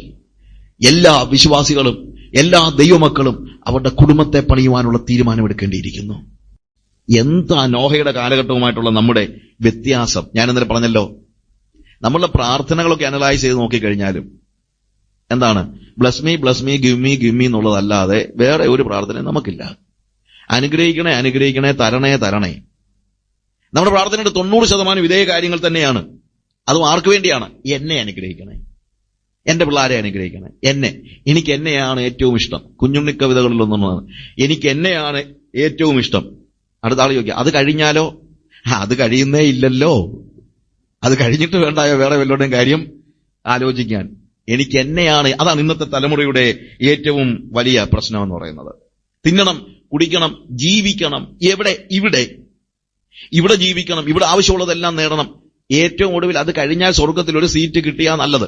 അതും സെക്കൻഡറിയാണ്. പ്രൈമറി ആയിട്ടൊന്നും അതൊന്നും വരത്തൊന്നുമില്ല. വല്ല വിധേനയും മരിച്ചവരുടെ ഇടയിൽ നിന്ന് പുനരുത്ഥാനം പ്രാപിക്കണമെന്നുള്ള ചിന്തയോടാണോ നമ്മളൊക്കെ ജീവിക്കുന്നത്? അങ്ങനെ ആയിരുന്നെങ്കിൽ എങ്ങനെ നന്നായിരുന്നു, എന്ത് നന്നായിരുന്നേനെ? അതുതന്നെ സ്വാർത്ഥതയാണ്. വല്ല വിധേനയും ഞാൻ മാത്രം സ്വർഗത്തിൽ ചെല്ലണമെന്ന് ചിന്തിക്കുന്നത് തന്നെ സ്വാർത്ഥതയാണ്. ഞാൻ ചെല്ലണം, അത് വേറെ കാര്യം. ഞാൻ മാത്രം ചെല്ലണമെന്ന് ചിന്തിക്കുന്നത് സ്വാർത്ഥതയാണ്. അങ്ങനെയാണെങ്കിൽ അതുപോലും ആലോചിക്കാതെ ഇവിടെയുള്ള സ്വന്തം കാര്യങ്ങൾ മാത്രം ആലോചിച്ച് കഴിയുന്ന പെന്തിക്കോസ്തുകാരൻ നോഹയുടെ തലമുറയിൽ നിന്ന് എന്ത് വ്യത്യാസമാണ് നമുക്കുള്ളത്? നിത്യതയെക്കുറിച്ച് നമ്മൾക്ക് വാദോരാതെ പറയുന്ന ആളുകളായിരിക്കും, പക്ഷെ നമ്മളത് ആഴത്തിൽ വിശ്വസിക്കുന്നുണ്ടോ എന്ന് എനിക്ക് പലപ്പോഴും സംശയമുണ്ട്. പണ്ട് മർത്തോമായിൽ ഉണർവ് നടന്ന സമയത്ത് മർത്തോമായിൽ ഒരു ഉപദേശി ഒരു കാര്യം ചെയ്തെന്നാണ് പറഞ്ഞത്. ഞാനത് കേട്ടിട്ടുള്ള ഒരു കാര്യം, ഒരാൾ പറഞ്ഞു കേട്ടതാണ്. അപ്പോൾ എല്ലാവരും ഇങ്ങനെ വലിയ ആത്മാവിൽ ആനന്ദിച്ച് നൃത്തം ചെയ്തൊക്കെ ഇരിക്കുന്ന സമയത്ത് ഉപദേശിക്ക് ഒരു സംശയം, എല്ലാവരും ഇങ്ങനെ ഒരുങ്ങിയിരിക്കുകയാണോ സ്വർഗത്തിലേക്ക് പോകാൻ? ഇവരുടെ ഇടപാടൊക്കെ കണ്ടു കഴിഞ്ഞാൽ ഇപ്പോഴങ്ങ് പറക്കുമെന്നുള്ള നിലയിലാണല്ലോ. ഉപദേശി ചോദിച്ചു, പ്രിയമുള്ളവരെ, നിങ്ങൾ നിർത്തിക്കേ, ഞാൻ നിങ്ങളോട് ചോദിക്കട്ടെ, ഇപ്പോൾ കാഹളമൂതിയാൽ പറന്നു പോകുവാൻ തയ്യാറെടുത്തിരിക്കുന്ന ആളുകളെല്ലാം കരങ്ങളെ ഉയർത്തി ഒരു ഹല്ലേലൂയ പറഞ്ഞാട്ടെന്ന് പറഞ്ഞു. ഇപ്പൊ ഞാൻ ഇവിടെ പറഞ്ഞു കഴിഞ്ഞാൽ എല്ലാവരും പറയും, എനിക്കും അറിയാം. ആരെങ്കിലും പറയാതിരിക്കുമോ? ഉറപ്പില്ലാത്ത ആരെങ്കിലും ഉണ്ടോ? പക്ഷെ ഉപദേശി ഇത് പറഞ്ഞു കഴിഞ്ഞപ്പോൾ എല്ലാവരും കൈ ഉയർത്തി ഹല്ലേലൂയ പറഞ്ഞു. ഉപദേശി പറഞ്ഞു, എന്റെ ദൈവമേ, ഞാൻ എത്ര ഭാഗ്യവാനാ! ഇതാ എന്റെ ജനങ്ങളെല്ലാം നിന്റെ വരവിന് വേണ്ടി ഒരുങ്ങിയിരിക്കുന്നു. അങ്ങനെയെങ്കിൽ സിയോനെ, നിന്റെ കാഹളം ഒന്ന് ഊതുക. ഉടനെ ആകാശത്തുനിന്ന് കാഹള ശബ്ദം കേൾക്കാൻ തുടങ്ങി. അപ്പോഴാ എല്ലാവർക്കും വിഷമമായത്. ആരും എടുക്കപ്പെട്ടില്ല. എല്ലാവരും കൂട്ടക്കരച്ചിലായി. ഉപദേശി ഒരാളെ നേരത്തെ മാവിന്റെ മോളിൽ കയറ്റി നിർത്തിയിട്ടുണ്ടായിരുന്നു, ഞാനിത് പറയുമ്പോൾ കാഹള ഊതണമെന്ന് പറയാൻ. മറ്റൊന്നിനുമല്ല, ഈ പറയുന്നത് വല്ലോ സത്യമാണോ എന്നൊന്ന് അറിയണം. അത്രേ ഉള്ളു കാര്യം. പ്രിയമുള്ളവരെ, നമ്മൾ ഈ കൈവൊക്കി ഹല്ലേലൂയ ഒക്കെ പറയുന്നുണ്ടല്ലോ, ചുമ്മാ എന്തോ എങ്ങനെ കൈവെക്കാൻ പറയുമ്പോൾ അങ്ങ് പറയുന്നതാ. അങ്ങനെ കൈവെക്കുന്നതും ഹല്ലേലൂയ പറയുന്നതുമാണ്. പണ്ടൊരു പാസ്റ്റർ ഒരിക്കൽ പ്രസംഗിച്ചുകൊണ്ടിരുന്ന കൂട്ടത്തിൽ പെട്ടെന്ന് ചുമ്മാ ചോദിച്ചു, നരകത്തിൽ പോകാൻ ആഗ്രഹമുള്ളവരെല്ലാം ഒരുങ്ങിയിരിക്കുന്നവരെല്ലാം എഴുന്നേറ്റിരിക്കാൻ പറഞ്ഞു. എഴുന്നേറ്റിരിക്കാനെ പറഞ്ഞതേ ഒരാൾ എല്ലാവരും ഇങ്ങനെ കേട്ടു. എഴുന്നേറ്റ് നിൽക്കുന്നത് പറഞ്ഞത് മാത്രമേ കേട്ടുള്ളൂ. ഒരുത്തൻ ചാടി അങ്ങ് എണീറ്റു. അപ്പൊ എല്ലാവരും കൂടെ അങ്ങ് ചിരിച്ചു കഴിഞ്ഞപ്പം പാസ്റ്റർ ചോദിച്ചു, തനിക്കറിയാമോ താൻ എന്തിനാ എഴുന്നേറ്റ് നിൽക്കുന്നതെന്ന്? ഉടനെ അദ്ദേഹം പറഞ്ഞു, പാസ്റ്റർ, എനിക്ക് ശരിക്കും അറിയത്തില്ല, പക്ഷെ ഒരു കാര്യം എനിക്കറിയാം, ആ കാര്യത്തിന് വേണ്ടി നമ്മൾ രണ്ടും മാത്രമേ ഉള്ളെന്ന് എനിക്കറിയാം. അപ്പൊ ഞാൻ പറഞ്ഞതെന്ന് ചോദിച്ചു കഴിഞ്ഞാൽ, നമ്മൾ പലപ്പോഴും കരങ്ങളെ ഉയർത്തി സ്തോത്രം പറയുന്നതൊക്കെ എന്നാന്നറിയാമോ? ചുമ്മാ പറയുന്നതാ, അല്ലാതെ ഇതൊന്നും ഹൃദയത്തിൽ തട്ടിയിട്ടൊന്നുമല്ല. അതുകൊണ്ടാണ് ഞാൻ പറഞ്ഞത്, സ്വർഗത്തിലേക്ക് പോകാൻ ഒരുങ്ങിയിരിക്കുന്നൊക്കെ വർത്തമാനം പറയുന്നതല്ലാതെ ശരിക്കും നമുക്ക് ആ ബോധ്യമുണ്ടോ എന്ന് നമ്മൾ ഒന്നുകൂടെ ഒന്ന് ആലോചിച്ച് നോക്കണം. എന്റെ ഒരു സുഹൃത്ത് എറണാകുളത്തുണ്ട്. അദ്ദേഹം പറഞ്ഞൊരു വാചകം കേട്ടാ നിങ്ങൾ ചിരിക്കും. അദ്ദേഹം പറഞ്ഞു, കർത്താവ് വന്നിട്ട് കൊച്ചി പട്ടണത്തിൽ നിന്ന് ഒറ്റയാളെ മാത്രമേ കൊണ്ടുപോകത്തുള്ളെങ്കിൽ അതെന്നെ ആയിരിക്കും. കണ്ടോ? നിങ്ങൾ പറയും, അഹങ്കാരം പറയുന്നത് കേട്ടില്ലേ? അഹങ്കാരമല്ല, അതാ ഉറപ്പെന്ന് പറയുന്നത്. That is confidence. മറ്റുള്ളവരെ കൊണ്ടുപോയില്ലോ എന്നുള്ള എനിക്കറിയത്തില്ല, പക്ഷെ കൊച്ചി പട്ടണത്തിൽ നിന്ന് ഒരാളെ മാത്രമേ ദൈവം വരുമ്പോൾ കൊണ്ടുപോകത്തുള്ളൂ എങ്കിൽ അതെന്നെ ആയിരിക്കും എന്ന് പറയാൻ തന്റെ ഇടമുള്ളവനാണ് കർത്താവിന്റെ വരവിന് വേണ്ടി ഒരുങ്ങിയിരിക്കുന്നത്. അല്ലാതെ കൊണ്ടുപോകുമായിരിക്കുമെന്ന് പറയുന്നവനല്ല. We are not serious about eternity. നമ്മൾ നിത്യതയെക്കുറിച്ച് അത്ര സീരിയസ് ആയിട്ടുള്ള ആളുകളൊന്നുമല്ല. നോഹയുടെ കാലഘട്ടത്തിൽ നിന്ന് വലിയ വ്യത്യാസമൊന്നും നമുക്കില്ല എന്നാണ് നമുക്ക് കാണാനായിട്ട് കഴിയുന്നത്. നോഹയുടെ കാലഘട്ടത്തെക്കുറിച്ച് ഉൽപ്പത്തി പുസ്തകം 6-ാം അധ്യായം അതിന്റെ 1 മുതലുള്ള വാക്യങ്ങളിൽ ആ കാലഘട്ടത്തെക്കുറിച്ച് വിശദീകരിക്കുന്ന ചില കാര്യമുണ്ട്. ഉൽപ്പത്തി പുസ്തകം 6-ാം അധ്യായം 1 മുതലുള്ള വാക്യങ്ങൾ. മനുഷ്യർ ഭൂമിയിൽ പെരുകി തുടങ്ങി, അവർക്ക് പുത്രിമാർ ജനിച്ചപ്പോൾ ദൈവത്തിന്റെ പുത്രന്മാർ മനുഷ്യരുടെ പുത്രിമാരെ സൗന്ദര്യമുള്ളവരെന്ന് കണ്ടിട്ട് തങ്ങൾക്ക് ബോധിച്ച ഏവരെയും ഭാര്യമാരായി എടുത്തു. അപ്പോൾ യഹോവ, മനുഷ്യനിൽ എന്റെ ആത്മാവ് സദാകാലവും വാദിച്ചുകൊണ്ടിരിക്കുകയില്ല, അവൻ ജഡം തന്നെയല്ലോ, എങ്കിലും അവന്റെ കാലം 120 സംവത്സരമാകും എന്ന് അരുളി ചെയ്തു. നോക്കുക, the sons of God saw the daughters of men were fair, and they took to wife such them as they chose. അവിടെ ഉപയോഗിച്ചിരിക്കുന്ന വാക്കുകളൊക്കെ വളരെ രസമാണ്. They saw, അവർ കണ്ടു. എന്ത് കണ്ടു? മനുഷ്യന്റെ പുത്രിമാർ സൗന്ദര്യമുള്ളവർ എന്ന് കണ്ടു. അപ്പൊ അവരുടെ നോട്ടത്തിൽ എന്ത് മാത്രമേ ഉള്ളൂ? സൗന്ദര്യം മാത്രമേ നോക്കുന്നുള്ളൂ. സ്ത്രീയുടെ വ്യക്തിത്വം നഷ്ടപ്പെട്ടു. സ്ത്രീയെ വ്യക്തിയായിട്ടല്ല കണ്ടത്, they were fair. ഈ കാലഘട്ടത്തിന്റെ പ്രത്യേകത അതാണ്. ആരും ആരെയും മനുഷ്യരായിട്ടല്ല കാണുന്നത്, എല്ലാവരെയും കാണുന്നത് തങ്ങൾക്ക് ഉപയോഗിക്കാൻ കൊള്ളാവുന്ന വ്യക്തി എന്ന നിലയിലാണ്. ഒരുത്തരെയും ഭാര്യ ഭർത്താവിനെ കാണുന്നതും ഭർത്താവും ഭാര്യയെ കാണുന്നതും അപ്പൻ മക്കളെ കാണുന്നതും മക്കൾ അമ്മയെ കാണുന്നതും ഉപയോഗിക്കാൻ കൊള്ളാവുന്ന വ്യക്തി. എനിക്ക് പഠിക്കണമെങ്കിൽ, എനിക്ക് എന്തെങ്കിലും കാശൊക്കെ തരണമെങ്കിൽ ആരുണ്ട്? അപ്പനുണ്ടല്ലോ. എന്റെ ജീവിതത്തിന്റെ കാര്യങ്ങളൊക്കെ നോക്കാൻ ആരാ ഉള്ളത്? ഭർത്താവുണ്ടല്ലോ, ഇല്ലേ? They are not seeing people, they are seeing people as a commodity. ഒരു വസ്തു എന്നതുപോലെയാണ് നമ്മൾ കാണുന്നത്. ഒരു ഗ്ലാസ് വെള്ളം കാണുമ്പോൾ എനിക്ക് എന്ത് തോന്നുന്നു അതുപോലെ എനിക്ക് തോന്നുന്നുള്ളൂ. പല സമയത്തും എന്താണ്? മറ്റൊരു വ്യക്തിയെ കാണുമ്പോൾ എന്റെ ദാഹം തീർക്കാൻ, എന്റെ വിശപ്പ് തീർക്കാൻ, എന്റെ ജീവിതം കരുപ്പിടിപ്പിക്കാൻ ഉപയോഗിക്കാവുന്ന സ്റ്റെപ്പിംഗ് സ്റ്റോൺസ് എന്ന നിലയിൽ മാത്രം ജനങ്ങളെ കാണുന്ന ഒരു തലമുറയാണിത്. അവരുടെ സൗന്ദര്യം കണ്ടു, വേറെ ഒന്നും കണ്ടില്ല. അവർക്ക് ബോധിച്ച, നോക്ക്, ആദമിന് ദൈവം തക്ക തുണയെ ഉണ്ടാക്കി കൊടുത്തു. ഇവർ പറയുന്നത്, നിനക്ക് ബോധിക്കുന്നവരെ എനിക്ക് പറ്റത്തില്ല, എനിക്ക് ബോധിക്കുന്നവനെ വേണം. അവർക്ക് ബോധിച്ച ഏവരെയും, ഒരാളെ അല്ല, ഏവരെയും ഭാര്യമാരായി എടുത്തു. അവർ തങ്ങളെ തന്നെ വിളിക്കുന്ന ആരാന്നറിയാമോ? ദൈവത്തിന്റെ പുത്രന്മാർ. They call themselves as sons of God or children of God or ദൈവമക്കൾ. നമ്മളൊക്കെ നമ്മളെ വിളിക്കുന്ന പേര് തന്നെ അവരെ വിളിച്ചുകൊണ്ടിരുന്നത്. We are children of God. നമ്മളൊക്കെ ദൈവമക്കൾ, അല്ല ഈ പെന്തിക്കോസുകാര്. പക്ഷേ ഈ ദൈവമക്കൾ എന്ന് പറയുന്നവന്റെ ചിന്താഗതിയിൽ, ദൈവമക്കൾ എന്ന് പറയുന്നവൻ തീരുമാനമെടുക്കുന്ന സമയത്ത് ദൈവം എന്ത് ചെയ്യും? നമ്മുടെ ജീവിതത്തിന്റെ ഓരോ നിമിഷങ്ങളിലും തീരുമാനമെടുക്കുമ്പോൾ ദൈവം എവിടെ? നമ്മളെ തന്നെ വിളിക്കുന്നത് എന്താണ്? ദൈവമക്കൾ. തീരുമാനമെടുക്കാൻ നീയും. കർത്താവ് ചോദിക്കുന്ന ചോദ്യം, ഞാൻ അപ്പനെങ്കിൽ എന്നോടുള്ള ബഹുമാനം എവിടെ? ഈ കാലഘട്ടത്തിൽ ബോധിച്ചതുപോലെ ജീവിക്കുന്ന ആളുകൾ. നമ്മൾ ബോധിച്ച പോലെ ചെയ്യുന്നത്. നമുക്ക് ബോധിച്ച ഭക്ഷണം നമ്മൾ കഴിക്കുന്നു, നമുക്ക് ബോധിച്ച സ്കൂളിൽ പിള്ളേരെ വിടുന്നു, നമുക്ക് ബോധിച്ച ജോലി ചെയ്യുന്നു, നമുക്ക് ബോധിച്ച വീട്ടിൽ താമസിക്കുന്നു, നമുക്ക് ബോധിച്ച പെണ്ണിനെ കിട്ടുന്നു, ബോധിച്ച ചെറുക്കനെ കൊണ്ട് പെണ്ണിനെ കെട്ടിക്കുന്നു, ബോധിച്ചതുപോലെ ജീവിക്കുന്നു. എന്താ നോഹയുടെ തലമുറയും നമ്മുടെ തലമുറയും തമ്മിലുള്ള വ്യത്യാസം? നമുക്കിഷ്ടമുള്ള കാര്യങ്ങൾ ചെയ്യാനാണോ ദൈവം നമ്മുടെ ഭൂമിയിലാക്കിയിരിക്കുന്നത്? നമ്മുടെ കണ്ണുകൾക്ക് സൗന്ദര്യമുള്ളതെന്ന് കാണുന്നതിന്റെ പിന്നാലെ യാത്ര ചെയ്യുന്ന ഒരു ജനസമൂഹമായി പെന്തിക്കോസുകാരൻ പോയിട്ടില്ലെന്നല്ല, അവിടെയല്ലേ? അതുകൊണ്ടാ കർത്താവ് പറഞ്ഞ ആ പ്രവചനം അതുപോലെ നിവൃത്തിയായിരിക്കുന്നത്. ലോകം എങ്ങനെയായെന്നുള്ളതല്ല, സഭ നോഹയുടെ കാലഘട്ടത്തിൽ നിന്ന് വ്യത്യസ്തമല്ലാത്ത ഒരു കാലമായി മാറിയിരിക്കുന്നു എന്നുള്ളത് നമ്മൾ തിരിച്ചറിയണം. പിള്ളാരെ, നിങ്ങൾക്ക് ബോധിച്ച കോഴ്സിന് വിടാൻ ദൈവം ഉദ്ദേശിക്കുന്നില്ല. ദൈവം അവനെക്കുറിച്ച് എന്തുദ്ദേശിക്കുന്നു ആ കോഴ്സിന് വിടാനാണ് ദൈവം ഉദ്ദേശിക്കുന്നത്. പിള്ളാരെ, നിങ്ങൾക്ക് ബോധിച്ച സ്കൂളിൽ വിടാനല്ല ദൈവം ഉദ്ദേശിക്കുന്നത്. Ask God, if you call yourself a child of God, നീ ദൈവമകനാണെന്ന് പറഞ്ഞു കഴിഞ്ഞാൽ മുട്ടുമടക്കി ചോദിക്കും, കർത്താവ് എന്റെ കുഞ്ഞിനെ എന്തോ ചെയ്യേണ്ടത്, അവൻ ഏത് സ്കൂളിലാണ് വിടേണ്ടത്, അവൻ എന്ത് കോഴ്സാ പഠിപ്പിക്കണമെന്ന് ചോദ്യം. ഡിസിഷൻ മേക്കിങ്ങില് സ്വന്തം കാര്യങ്ങൾ ചെയ്തിട്ട് നമ്മൾ ആരെ പ്രസാദിപ്പിക്കാനാ നോക്കുന്നത്? How can you call yourself a child of God? ദൈവമകൻ എന്ന് വിളിക്കുവാൻ, ദൈവ പൈതലെന്ന് നമ്മളെ തന്നെ വിളിക്കാനായിട്ടുള്ള നമ്മുടെ യോഗ്യത എന്താണ്? വിളിക്കുന്നത് അങ്ങനെയാണ്. കർത്താവ് എന്താ പറയുന്നത് അറിയാമോ? മനുഷ്യനിൽ എന്റെ ആത്മാവ് എന്നേക്കും വാദിച്ചുകൊണ്ടിരിക്കയില്ല, അവൻ ജഡം തന്നെയല്ലോ. After all he is flesh. My spirit shall not abide in him forever. എന്റെ ആത്മാവ് എന്നേക്കും അവനിൽ വാദിച്ചുകൊണ്ടിരിക്കത്തില്ല, അവനിൽ വസിച്ചുകൊണ്ടിരിക്കത്തില്ല. Because he is acting as a flesh. അവൻ ഒരു ജഡമെന്നതുപോലെ പ്രവർത്തിക്കുന്നു. അതുകൊണ്ട് മനുഷ്യന്റെ ആയുസ് 120 വർഷമാക്കും.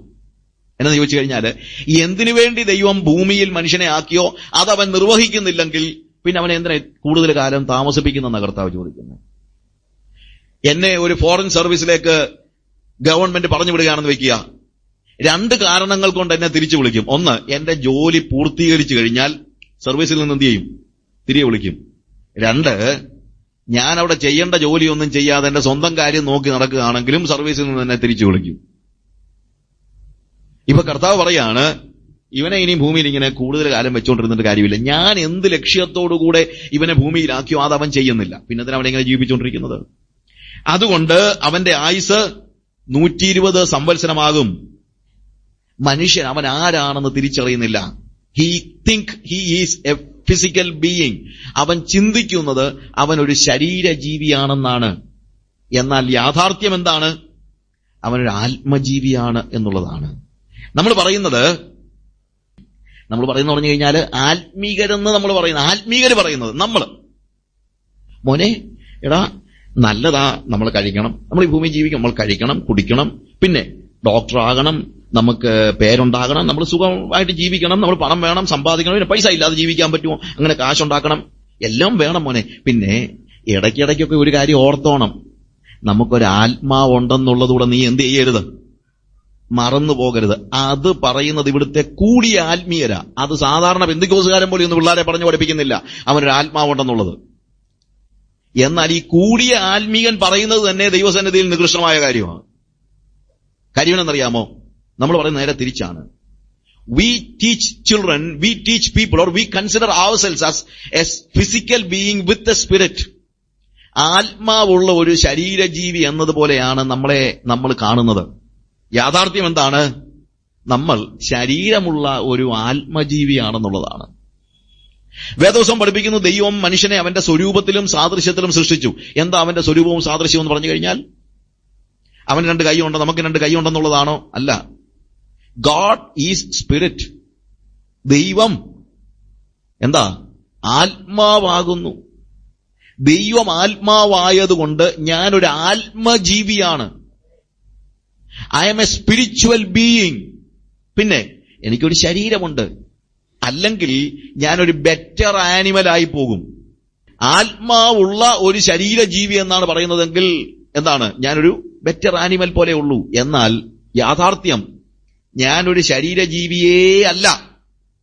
I am a spiritual being.